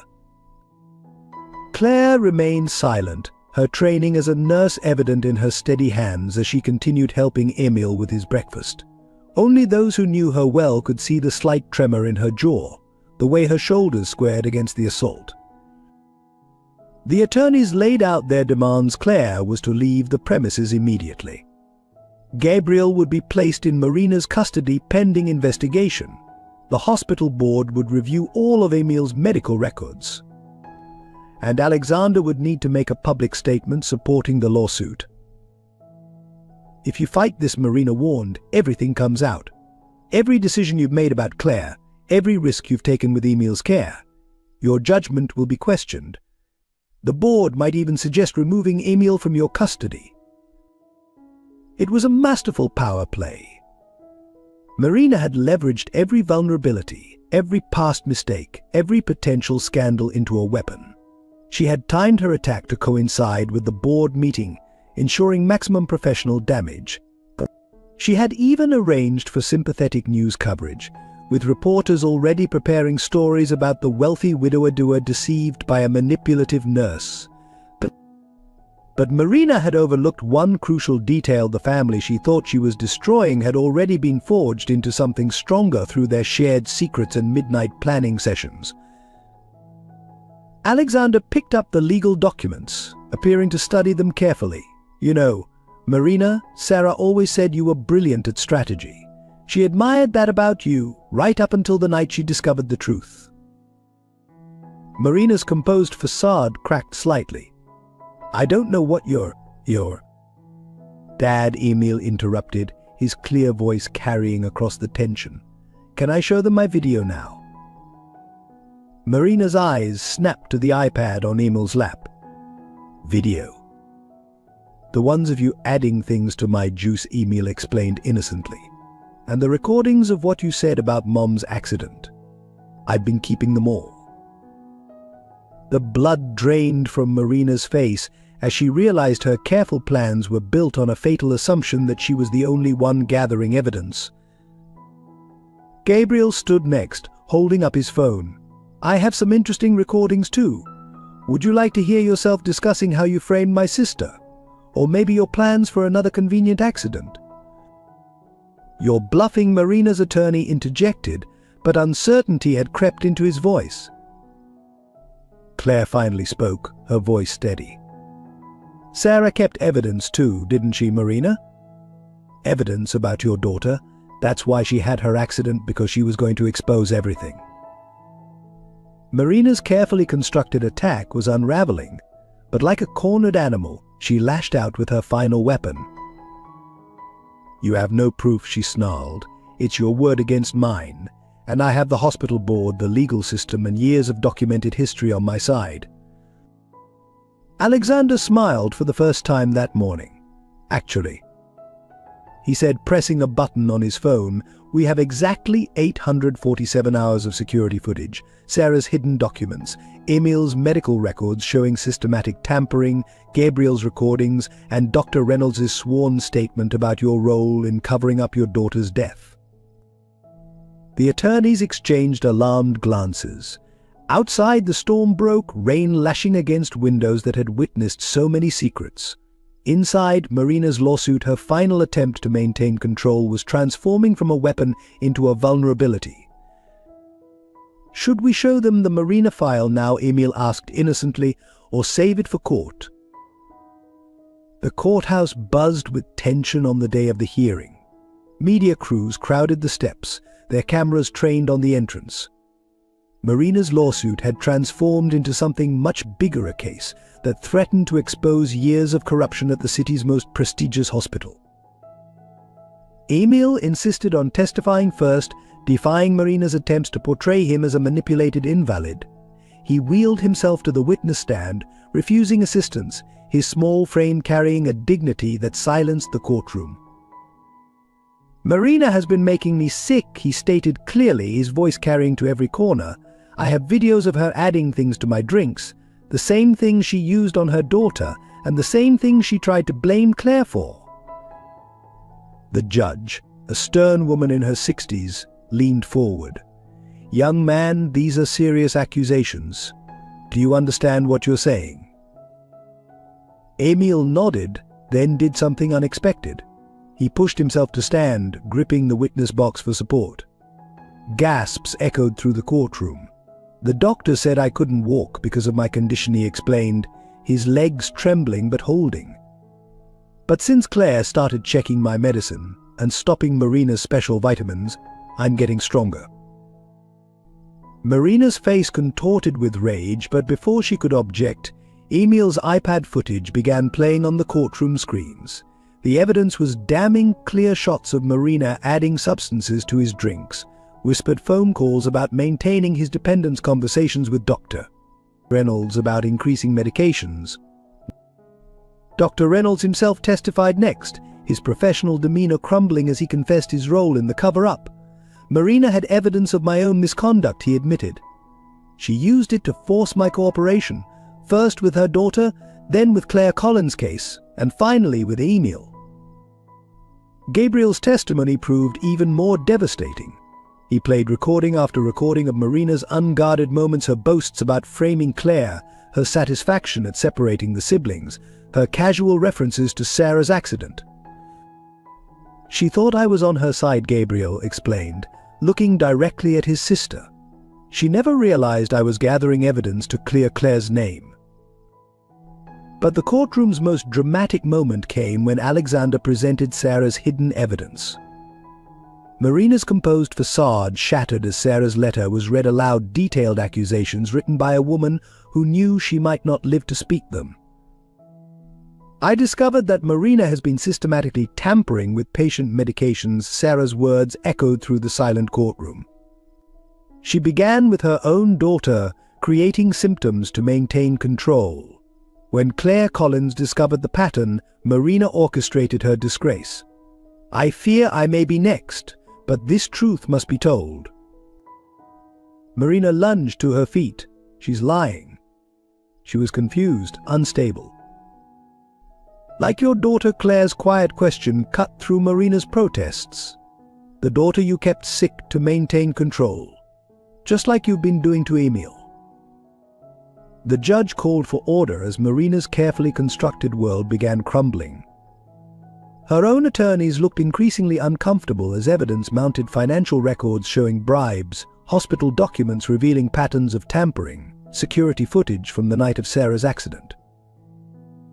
Then came Claire's testimony. She took the stand not as a defendant, but as a key witness to years of manipulation and corruption. Her nursing expertise allowed her to explain the medical evidence in clear, damning terms. The pattern was identical, she explained, pointing to comparison charts. The same medications Marina used on her daughter appeared in Emil's blood work. The same symptoms, the same decline, the same dependency. Marina's breaking point came during cross-examination. Her own attorney, sensing the case collapsing, asked about her daughter's death. Something in Marina snapped. "I had to keep her close," she screamed, years of guilt and justification pouring out. She was going to leave me, just like everyone leaves. The medications kept her needing me. And it would have worked with Emil too, if Claire hadn't ruined everything again. The courtroom fell silent. Marina's confession hung in the air, damning and irretrievable. Her attorney sat stunned as their client continued her tirade, revealing more than any evidence could have proven. Sarah found out. She was going to expose everything. I couldn't let her destroy what I'd built. I couldn't let her take another child away from me. The judge's gavel crack echoed like a gunshot. "Remove the defendant," she ordered. Marina was led away, still shouting accusations and justifications, her perfectly maintained facade finally shattered completely. The judge's ruling was comprehensive. All charges against Claire were dismissed. Marina faced multiple criminal charges, including attempted murder, medical tampering, and conspiracy. The hospital board would undergo a complete investigation. But it was her final words that brought healing to the fractured family. "Ms. Collins, this court owes you an apology. Your medical license is hereby reinstated, with all records of previous accusations expunged. Mr. Gutierrez, your son is fortunate to have found someone willing to fight so hard to protect him.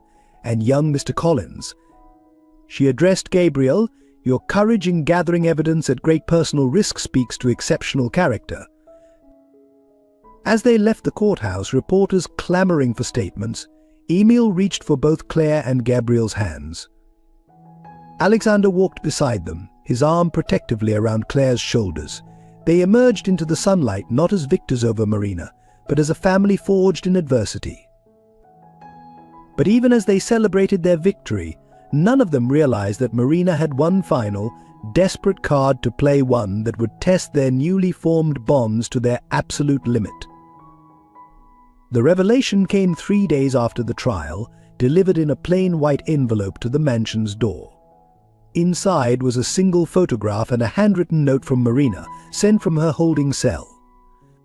The image showed a teenage girl around 15 with hauntingly familiar features. "Meet Alice," Marina's note read. "My daughter. The one they told me died. The one Claire actually saved that night." The family gathered in Alexander's study, the photograph lying between them on his desk like a live grenade. Claire's hands trembled as she studied the girl's face, the same face she tried to save 5 years ago. "She's alive," Gabriel whispered, watching his sister's reaction. "Impossible," Alexander muttered, but he was already accessing hospital records on his computer. The death certificate was falsified. Came a new voice. They turned to find Dr. Reynolds in the doorway, his face ashen. Marina didn't know. None of us knew. The hospital board. They made a decision that night. The truth spilled out in bitter fragments. The night of the incident, when Claire had actually managed to stabilize Marina's daughter, the board had seen an opportunity. They had declared the girl dead officially, but secretly transferred her to a private facility under a different name. It was meant to protect the hospital from Marina's increasingly erratic behavior with medications. They gave her a new identity, Dr. Reynolds explained, placed her with a family across the country. Marina's grief made her more controllable, more useful to them, and Claire's disgrace covered everything up perfectly. Emil, who had been quietly processing everything, suddenly spoke up. That's why Mum was so upset that night. She found out about Alice. Claire sank into a chair, years of guilt and pain crashing over her. I didn't fail to save her. She lived. She's been alive all this time. Alexander's security team quickly confirmed the truth. Alice, now living under the name Emma Parker, was indeed thriving with her adoptive family in Seattle. She had no memory of her early years, the doctors having attributed the gap to trauma. Marina must have discovered this recently, Alexander reasoned. That's why she escalated her plans with Emil. She was recreating what she thought had happened to Alice. But Gabriel saw something deeper in the revelation.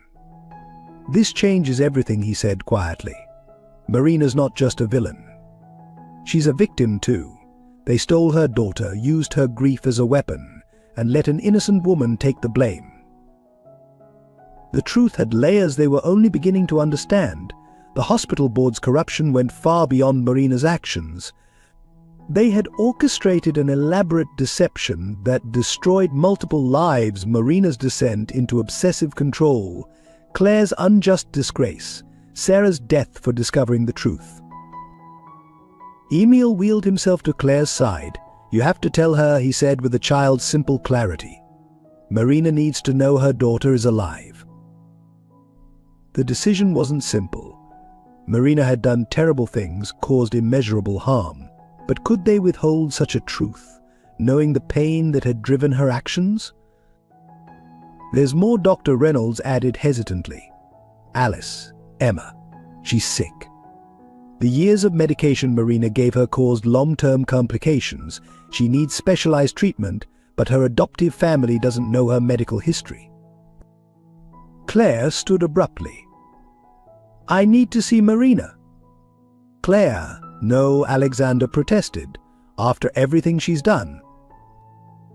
She needs to know, Claire interrupted. And she needs to help save her daughter. Again. The prison meeting was arranged quickly, given the medical urgency. Claire faced Marina across a steel table, the photograph between them. Marina looked broken, her perfectly maintained appearance reduced to prison grey, her eyes hollow with defeat. She's alive, Claire said simply, and she needs her mother's help. Marina's transformation was immediate and heartbreaking. She crumpled, years of hatred and vengeance dissolving into raw grief and hope. They told me she died. They said you killed her. They lied to both of us, Claire replied softly. And now we have to save her. Together. The hidden truth had an unexpected effect. Marina's protective instincts, so long twisted into something dark, found their true purpose again. She provided detailed records of Alice's early medical history, crucial information for treating her current condition. But the most profound revelation came from Emil. Reading his mother's diary again, he found a final entry they'd overlooked. Marina's greatest tragedy isn't what she's done, but what was done to her. The same board members who took her daughter are the ones who advised Alexander to increase my medication before the accident. They've been playing God with people's lives, using the hospital to hide their crimes. The truth had come full circle. Sarah's death, Claire's disgrace, Marina's descent into madness, all were pieces of a larger conspiracy that had nearly destroyed them all. As they prepared to expose the hospital board's decades of deception, they realized that healing wouldn't come from justice alone. It would come from understanding the complex web of pain, lies and loss that had brought them to this point. Sometimes, Emil observed, watching Claire comfort Marina through her tears, the real villain isn't the person you're fighting. It's the lie they believed that made them fight you. The hidden truths had transformed their story from a simple tale of good versus evil into something far more complex, a narrative of human pain, institutional corruption, and the possibility of redemption even for those who seem beyond saving. If this emotional journey moved you, there are many more powerful stories waiting to be discovered. Join our storytelling community by hitting subscribe now. Every week we bring you tales of redemption, forgiveness, and the profound complexity of human nature. Don't forget to enable notifications for more heart-touching content. Just when it seemed resolution was within reach, tragedy struck with devastating precision. The hospital board, facing exposure of their decades-long deception, launched a counterattack that threatened to destroy everything the family had built. It began with a leaked video, carefully edited to show Claire appearing to tamper with Emil's medication. The footage, taken from Alexander's own security system, had been manipulated to remove Marina's presence and make Claire's caring actions look sinister. Breaking news: Gutierrez family nurse caught poisoning child, the headline screamed.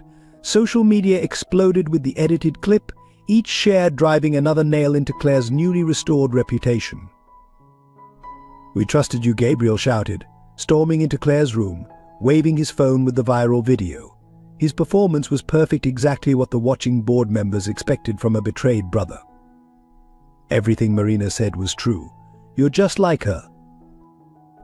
Claire, understanding the act, but wounded by the echoes of their real past separation, could barely meet his eyes. "Gabriel, please." "Stay away from me," he stormed out, slamming the door so hard the walls shook. Only Emil, watching through his partially open door, saw Gabriel slide down the hallway wall afterward, shoulders shaking with silent sobs. The board's attack was comprehensive. They released evidence suggesting Claire had manipulated the earlier trial, that her relationship with Alexander was inappropriate, that Emil's improving health was a carefully orchestrated deception to gain control of the Gutierrez fortune. Alexander found himself trapped. As hospital board chairman, he faced mounting pressure to distance himself from Claire. His fellow board members, all implicated in the Alice cover-up, made their threat clear: support Claire and watch his entire medical empire crumble. "Think of Emil," they urged during an emergency board meeting. "Think of your son's future, all the children your hospitals help. Is one nurse worth destroying everything?" Emil, forced to undergo new medical evaluations, struggled with the constant questioning. "Did Miss Collins ever hurt you?" they asked repeatedly. "Did she make you say things about Marina?" His silent refusal to respond was interpreted as trauma. Claire watched her newly rebuilt world crumbling. Hospital staff who had celebrated her vindication now avoided eye contact. Parents withdrew their children from her care. Her reinstated medical license hung by a thread as new investigations were launched. The personal costs mounted daily. Gabriel had to maintain his act of betrayal, each public rejection of his sister cutting deeper than the last. Emil's health began deteriorating again, the stress of maintaining their facade taking its toll on his fragile system. Alexander faced the cruelest choice: protect Claire and lose everything he'd built, or abandon her to save his hospitals. The weight of responsibility crushed him.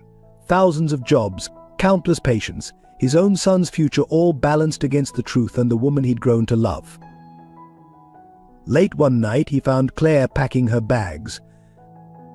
"Don't," he pleaded, knowing they might be watched. "I'm destroying your family," she whispered. Again, just like before with Alice. "This isn't the same." "Isn't it?" She gestured to the headlines screaming across his tablet. "Emil's getting worse. Gabriel has to pretend to hate me. Your whole life's work is at risk. Maybe Marina was right. I bring destruction wherever I go." Before Alexander could respond, Emil's monitors began blaring. They rushed to his room to find him struggling to breathe, the stress finally overwhelming his system. As medical teams swarmed in, Claire stood frozen in the doorway, watching her worst fears play out.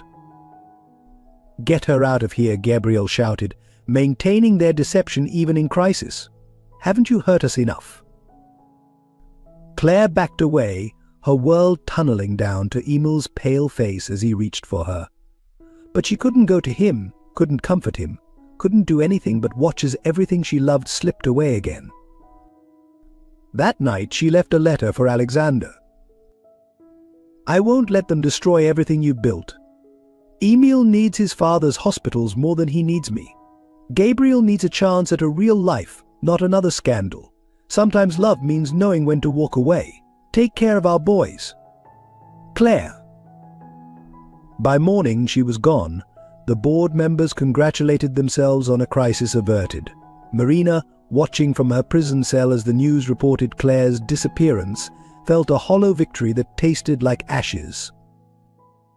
What none of them realized was that this apparent defeat was exactly what the family had planned, the first move in a game of sacrifice that would expose the truth, no matter the personal cost. Marina's triumph seemed complete.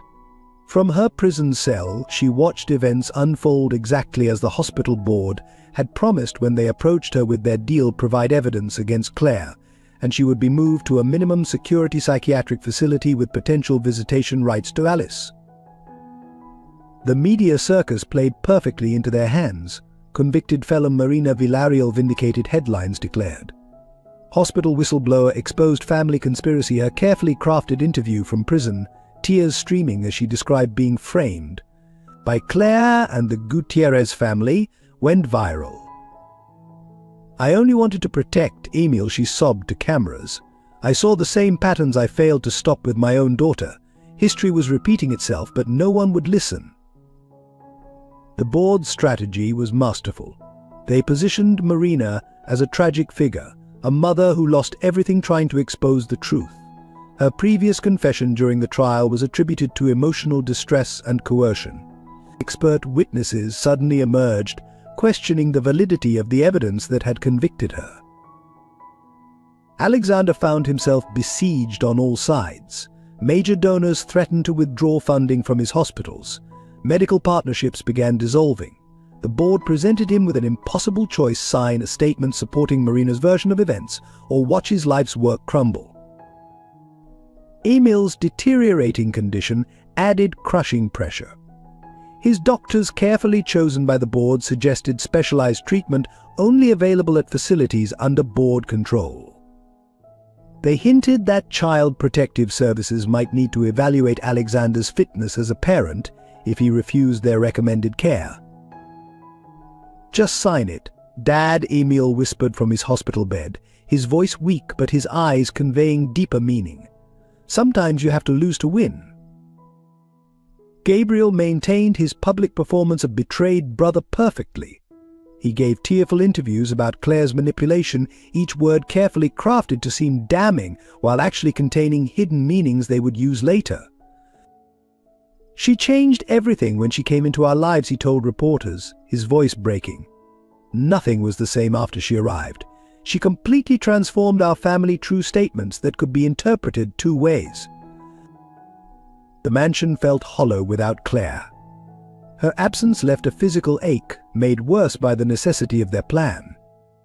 Each family member played their part in appearing broken and defeated, while Marina's star rose. The board arranged for Marina's transfer to an exclusive private mental health facility.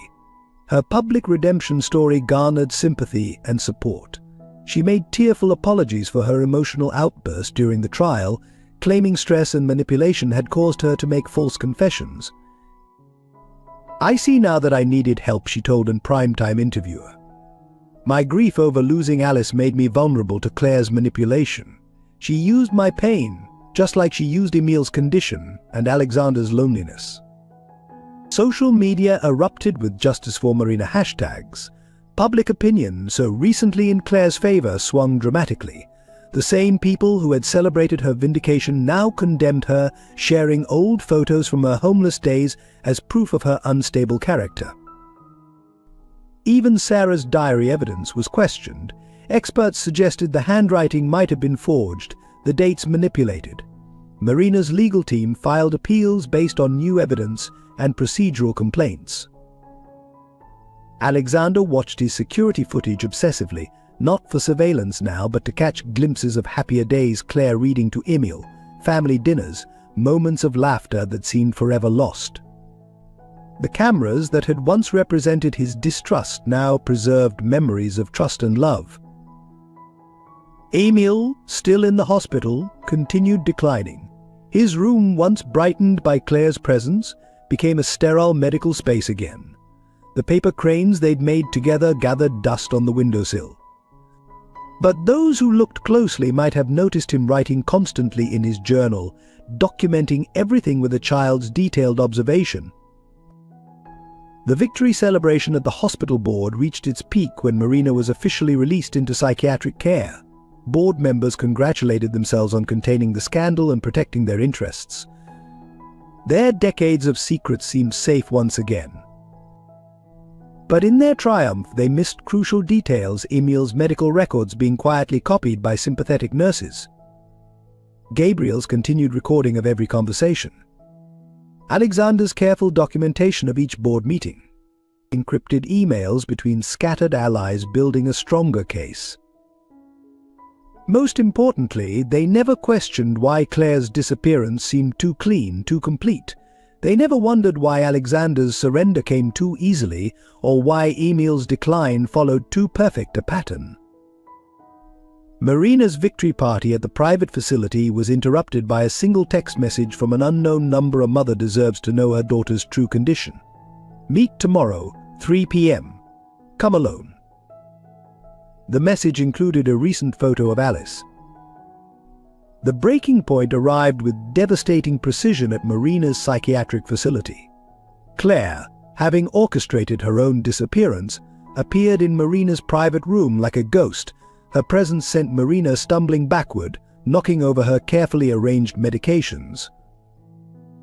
Alice is dying, Claire announced without preamble. The drugs you gave her as a child have caused organ failure.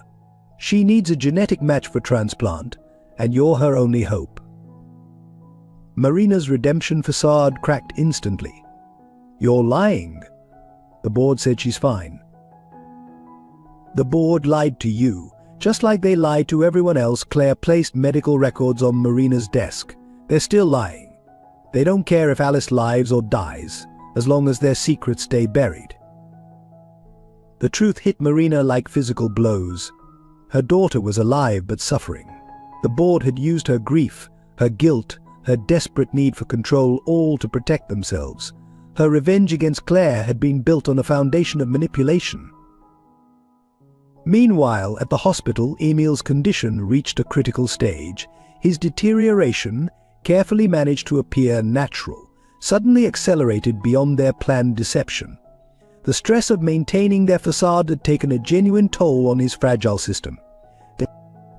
Something's wrong, he whispered to Gabriel, his small hand trembling. Really wrong this time, the monitors confirmed his racing heart, his struggling breath no longer an act. Gabriel broke character immediately, his performed hatred for Claire forgotten as he called Alexander in panic. Their carefully orchestrated plan began unraveling as Emil's pretended illness transformed into a real crisis. Alexander rushed to the hospital, arriving to find board members already there, using Emil's condition to pressure him further. Sign full control over to us, they demanded. Or we'll ensure he only receives treatment at board-approved facilities. In Marina's room, the confrontation reached its climax. Help me save your daughter, Claire pleaded. Help me expose the board before they destroy another family. Marina's response was unexpected. She began laughing, a hollow, broken sound. Save her? I'm the one who poisoned her. I'm the one who made her sick. Just like Emil. Just like all of them, her composure shattered completely. I thought if I could control their health, they'd never leave me. But everyone leaves. Everyone always leaves. The security cameras captured her breakdown in full detail, another piece of evidence in Gabriel's growing collection.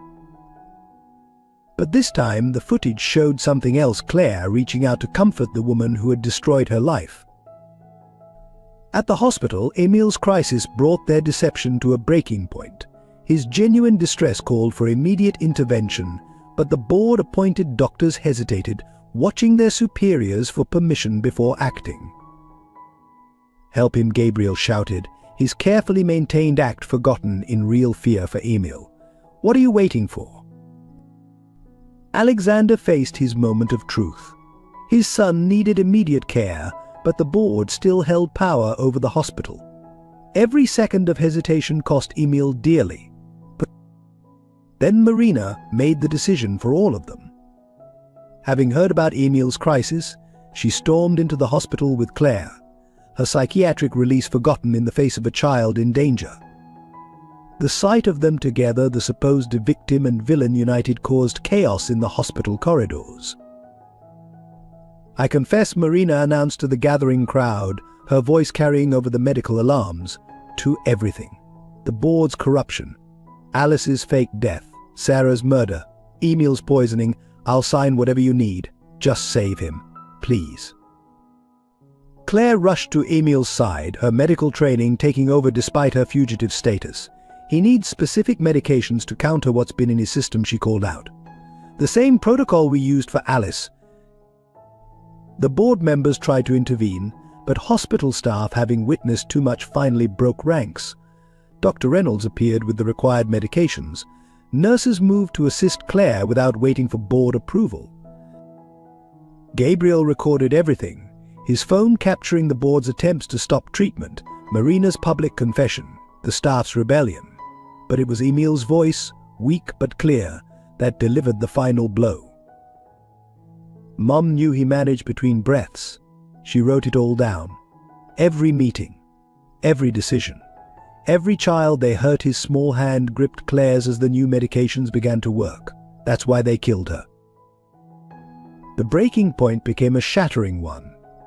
Marina's confession opened a flood of truth that couldn't be contained. Staff members stepped forward with their own stories. Former patients' families began calling. The board's decades of corruption began crumbling in real time. But amidst the chaos, the true cost became clear.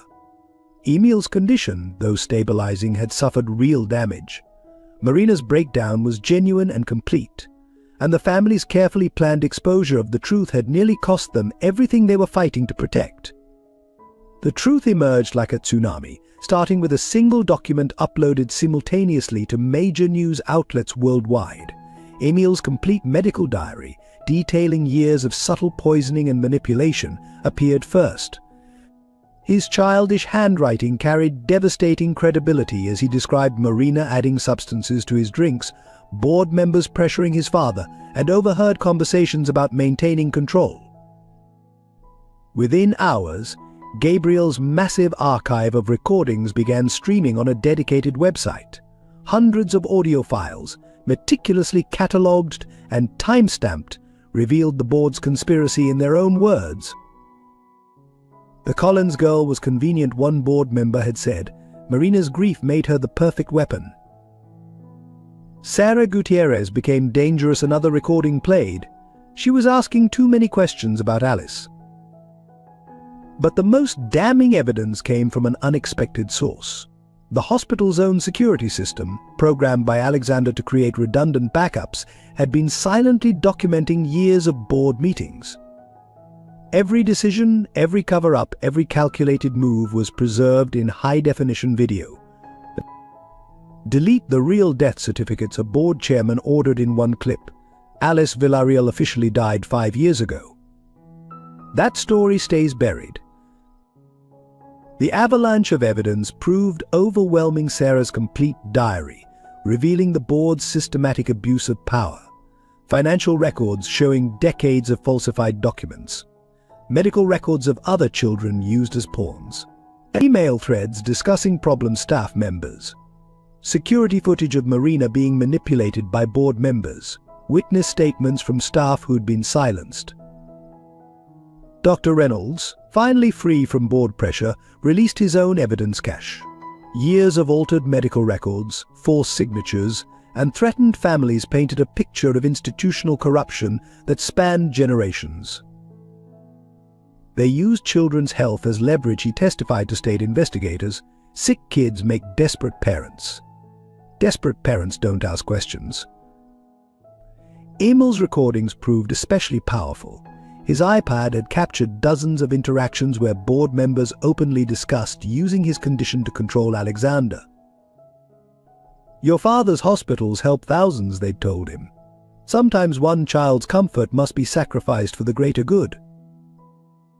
The evidence implicated not just the board, but revealed a network of compromised doctors, falsified research, and buried incidents. Marina's daughter Alice wasn't the only child who'd been separated from problematic parents. Sarah wasn't the only whistleblower who'd met with an accident. Claire's original case files, thought destroyed, emerged from multiple backup sources. They showed clear evidence of tampering, with Marina's signature on falsified documents and board members' fingerprints all over the cover-up. Most devastatingly, Sarah's final video message, hidden in the mansion's security archives, came to light. Recorded the night before her death, it laid out the entire conspiracy. If you're seeing this, Sarah's image spoke. Something has happened to me. The board's corruption goes deeper than anyone suspects. They've been using Marina's psychiatric instability to cover their tracks. The Collins case was just the beginning. I've gathered evidence of at least 7 other families they've destroyed. Alexander, Emil. If I don't make it home tomorrow, look in the garden roses. Everything you need is there. The garden roses, as it turned out, contained a weatherproof case with copies of every document, recording, and piece of evidence the family had used to build their case. Sarah had created the ultimate dead man's switch. Marina, watching the evidence unfold from her psychiatric facility, provided the final confirmation. Her detailed confession, recorded by Claire during their confrontation, corroborated every piece of evidence while adding crucial context about the board's manipulation of her mental state. But they used my daughter's illness, she explained in the recording. Then they used her death, her fake death. They turned my grief into a weapon. When Sarah discovered Alice was alive, they didn't just silence her. They made me complicit in her death. The evidence was irrefutable, comprehensive, and devastating. Multiple sources, independent verification, and years of documentation left no room for denial. The board's attempts to discredit the evidence only led to more revelations as whistleblowers, emboldened by the initial releases, came forward in waves. But perhaps the most powerful evidence was Emil's recovery once the board's influence was removed. His medical readings, carefully documented by Claire, showed immediate improvement once Marina's secret additions to his medication stopped. As the evidence mounted, the family's apparent defeat transformed into an overwhelming victory. Their calculated risk appearing to break apart while actually gathering their final proof had paid off beyond their expectations. The final showdown took place in the hospital's main conference room, where the board had gathered for emergency damage control. They hadn't expected their victims to confront them directly, and certainly not all at once. The doors burst open to reveal Alexander leading an unexpected coalition, Claire pushing Emil's wheelchair, Gabriel with his phone live-streaming, Marina in custody but wearing a wire, and behind them a phalanx of law enforcement officers and state medical investigators. Gentleman Alexander announced, his voice carrying the weight of years of suppressed anger, "I believe we're overdue for a board meeting." The board chairman, Richard Maxwell, maintained his composure. "Alexander, this is a private meeting." "Nothing about this hospital has been private," Emil interrupted, his clear voice cutting through the tension. He wheeled himself forward, Sarah's diary in his lap. "Mom knew everything, and now everyone else does too." The live stream counter on Gabriel's phone ticked upward. 100,000 viewers, 250,000, 500,000. The world was watching. "You've seen the evidence," Claire stated, standing protectively behind Emil. "But there's one piece you haven't seen yet." She nodded to Marina, who stepped forward, trembling but determined. "Alice is here," Marina announced. The board members froze. "My daughter, the one you told me was dead, the one you used to control me, she's in this building right now." On cue, a young woman entered the room. Alice, now 15, bore the hallmark signs of years of medication abuse, but her eyes held the same fierce determination that had once characterized her mother. The board members' faces went ash white.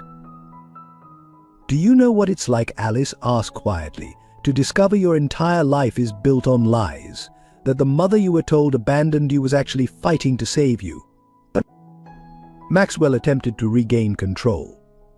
This is all very dramatic, but what Gabriel's voice dripped with contempt as he angled his phone camera. You'll arrange another accident? Frame another innocent person? How many Sarah Gutierrez's have you silenced? The evidence played on screens around the room: Sarah's final video, Emil's medical logs, Marina's confession, years of security footage. Each board member saw their own crimes reflected back at them in high definition. You used my grief, Marina spoke, her voice breaking. You used my illness. You made me hurt children, Emil, others all, because I thought I'd failed to save my own daughter. We did what was necessary, Maxwell snapped, finally losing his composure. The hospital's reputation. The hospital's reputation, Alexander cut in. You murdered my wife because she discovered your crimes. You poisoned my son to control me. You destroyed Claire's life to cover your tracks. And you did it all to protect your reputation. The law enforcement officers moved forward, but Maxwell had one last card to play. He pulled out his phone, finger hovering over a button. One call. He threatened, and every major news outlet gets proof of financial irregularities in all your hospitals, Alexander.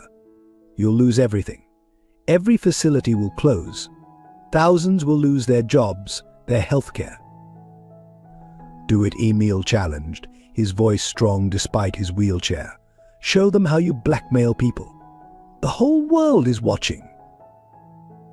Maxwell's finger trembled over his phone.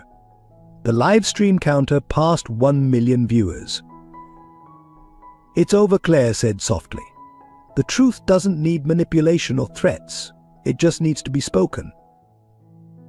Alice walked to her mother's side, taking her hand.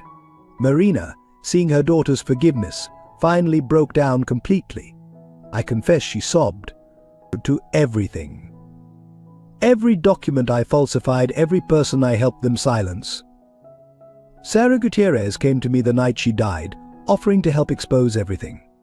I told the board, I'm the reason she never made it home.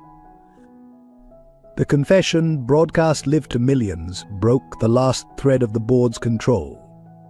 As officers moved in with arrest warrants, Maxwell made a desperate lunge toward Emil, a final attempt to grab a hostage. But Claire was faster, stepping between them with the same protective instinct that had once driven her to shield a lost child in the rain.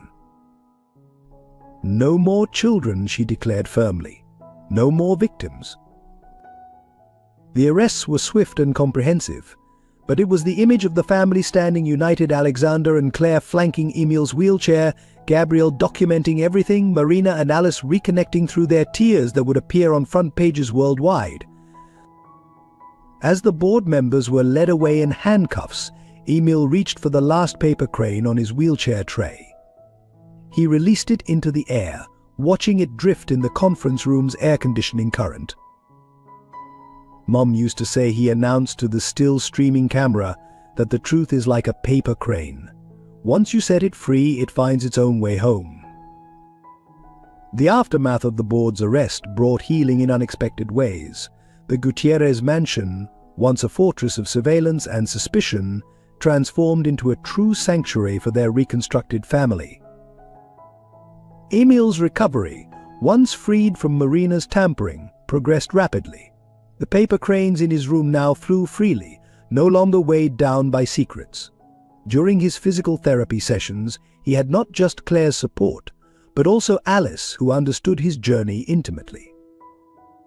The medications make you feel like you're floating sometimes, Alice told him during one particularly difficult session. Like you're not quite real. Emil nodded, pushing through another exercise. But now we're anchored, he replied, reaching for Claire's hand. We have people who see us really see us. Gabriel's role as family documentarian evolved into something deeper. His recordings, once tools for justice, became a chronicle of healing. He captured small moments, Claire and Alexander dancing in the kitchen when they thought no one was watching, Emil taking his first unassisted steps, Marina and Alice slowly rebuilding their relationship through shared art therapy. I kept recording, he explained to Claire one evening, because I was afraid it might not be real, that I'd wake up back in foster care, alone again. Claire hugged him tightly. Some things you don't need to document, little brother. Some things you just need to live. Marina's rehabilitation took a different path. With proper psychiatric care and Alice's presence, she began confronting the trauma that had driven her actions.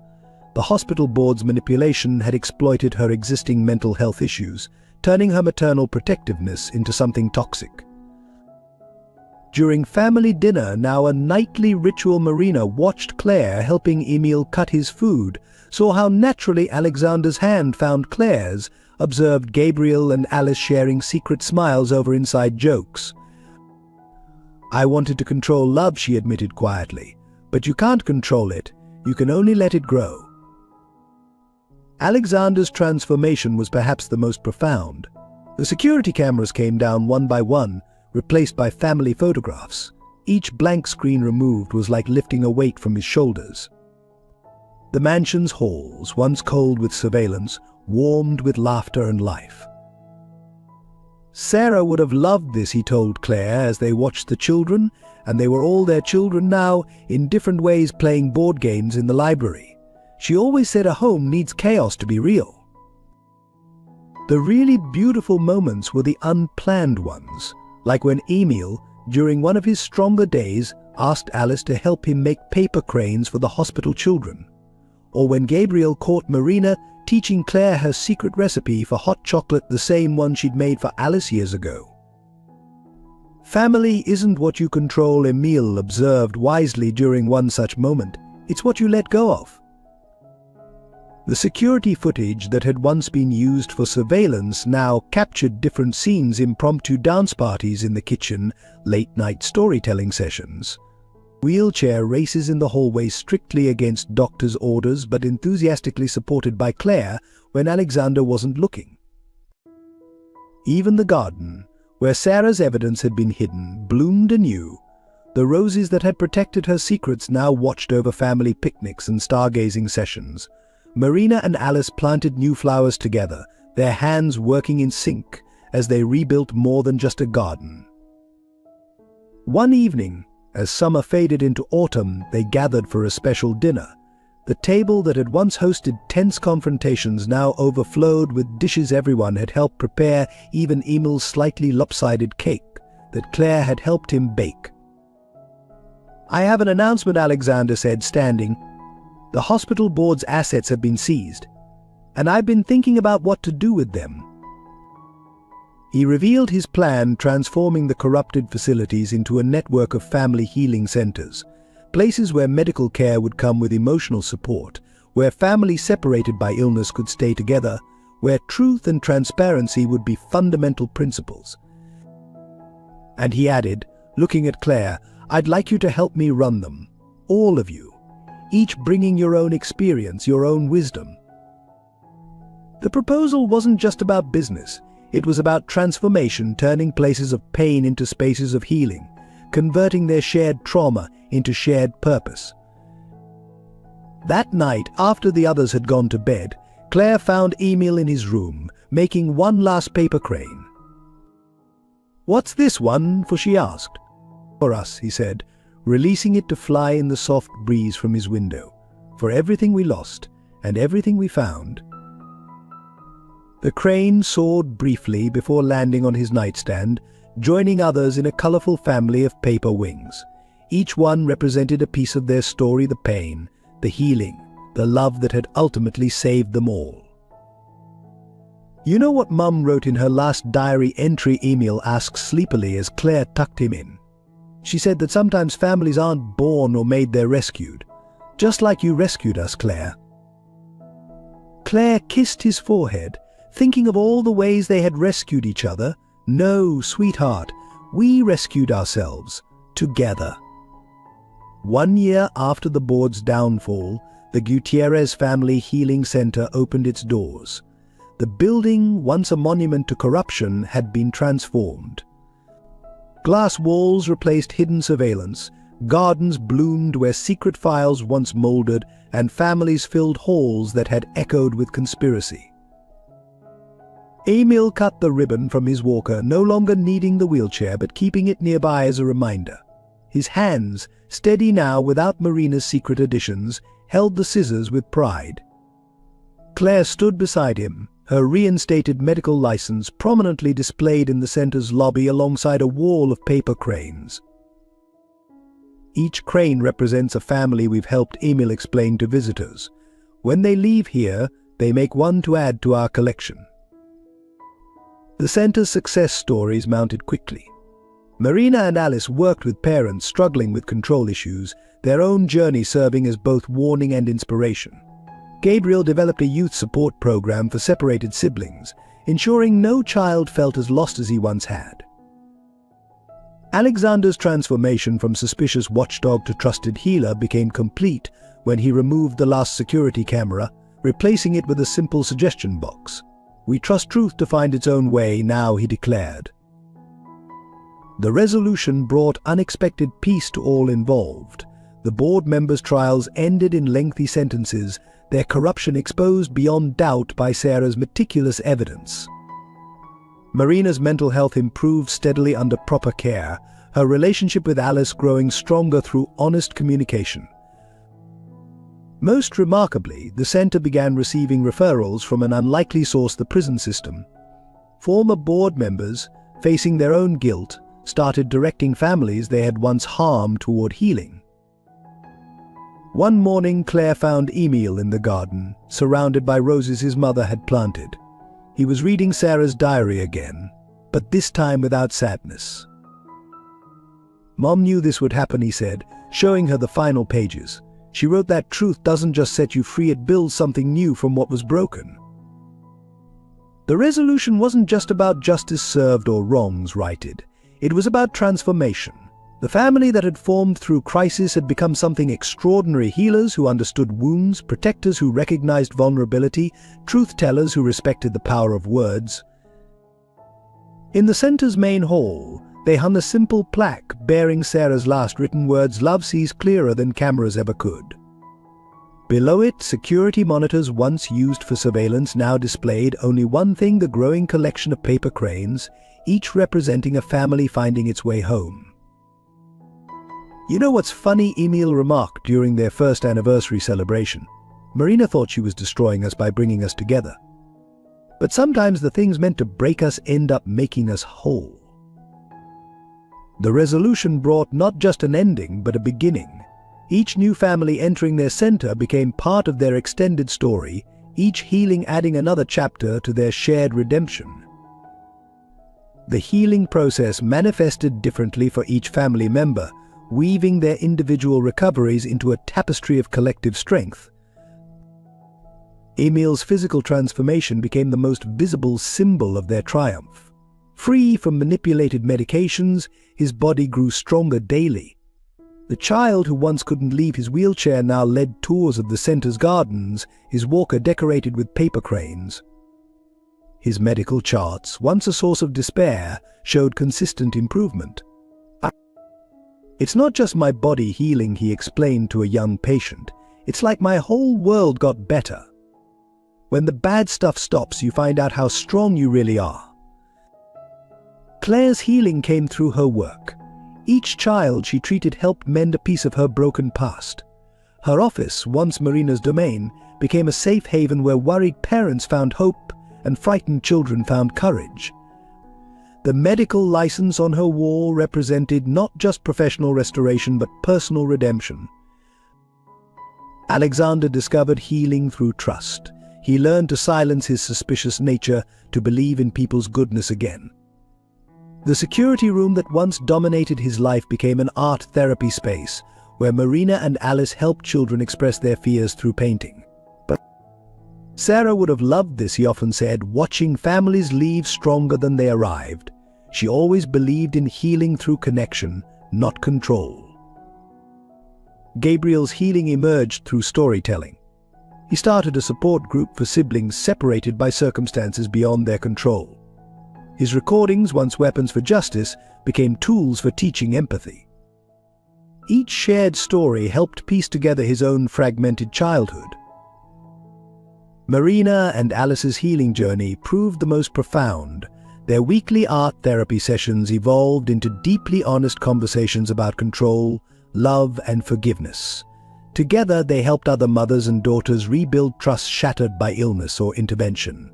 But pain doesn't have to be passed down, Marina told her therapy group. We can choose to break the cycle. The mansion itself seemed to heal. Rooms that had witnessed conspiracy and suffering now rang with laughter. The garden where Sarah had hidden her evidence bloomed more vibrantly than ever, as if celebrating their recovery.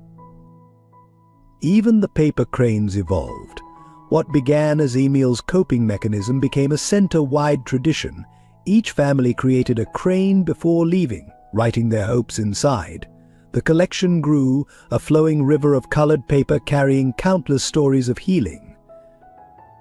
One evening, during a quiet moment, Claire found Emil adding a new crane to their family's private collection. "What did you write in this one?" she asked. "Thank you," he replied simply. "To everyone who helped us heal. To Mom for protecting us. To Marina for choosing to change. To you and Dad for believing in love. To Gabriel for keeping truth alive. To Alice for showing us how to forgive." The crane joined others on his windowsill, catching the sunset's light. In its shadow, Claire saw their family's truth healing wasn't about erasing the past, but about transforming it into something beautiful.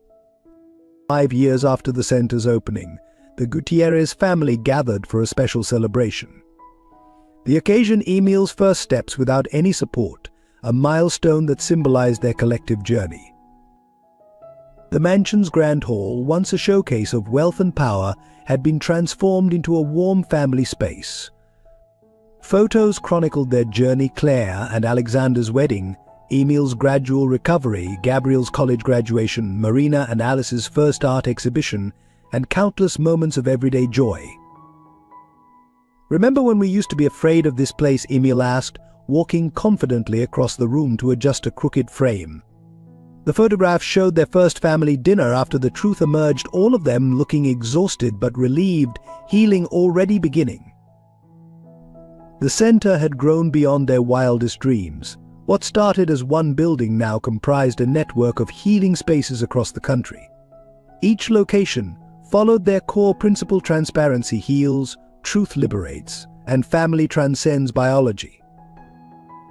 Marina and Alice ran the art therapy program together, their mother-daughter bond strengthening as they helped others heal.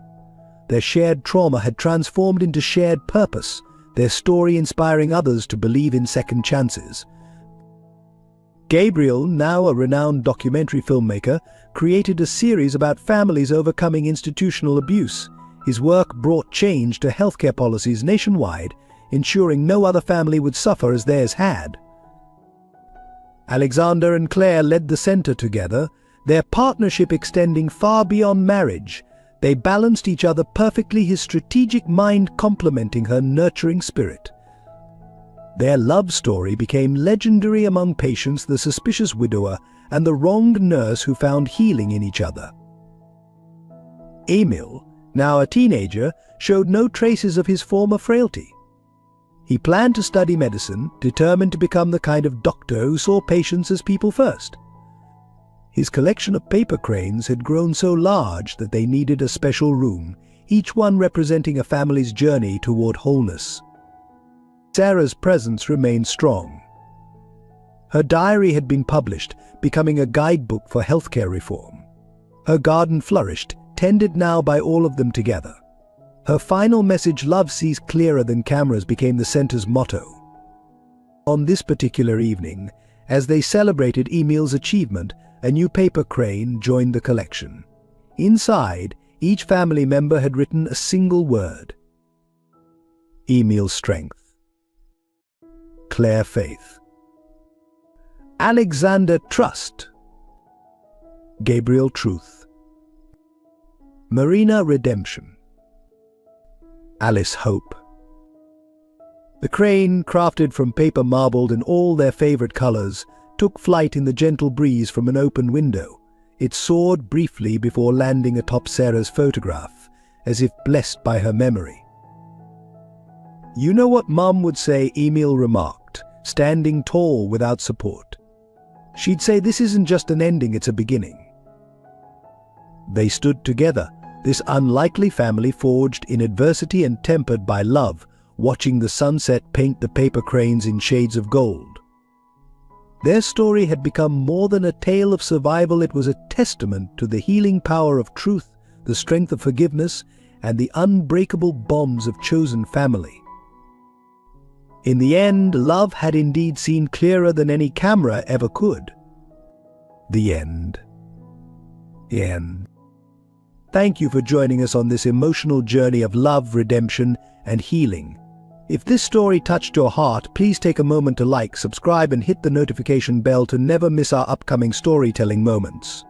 Share this video with loved ones who might need a reminder that healing is possible and family bonds can overcome any obstacle. Don't forget to drop a comment below sharing how this story resonated with you. Your thoughts and experiences might inspire others who are going through similar challenges. Together we create a community of hope and understanding. Remember, every like, share, and subscription helps us reach more hearts with stories that matter.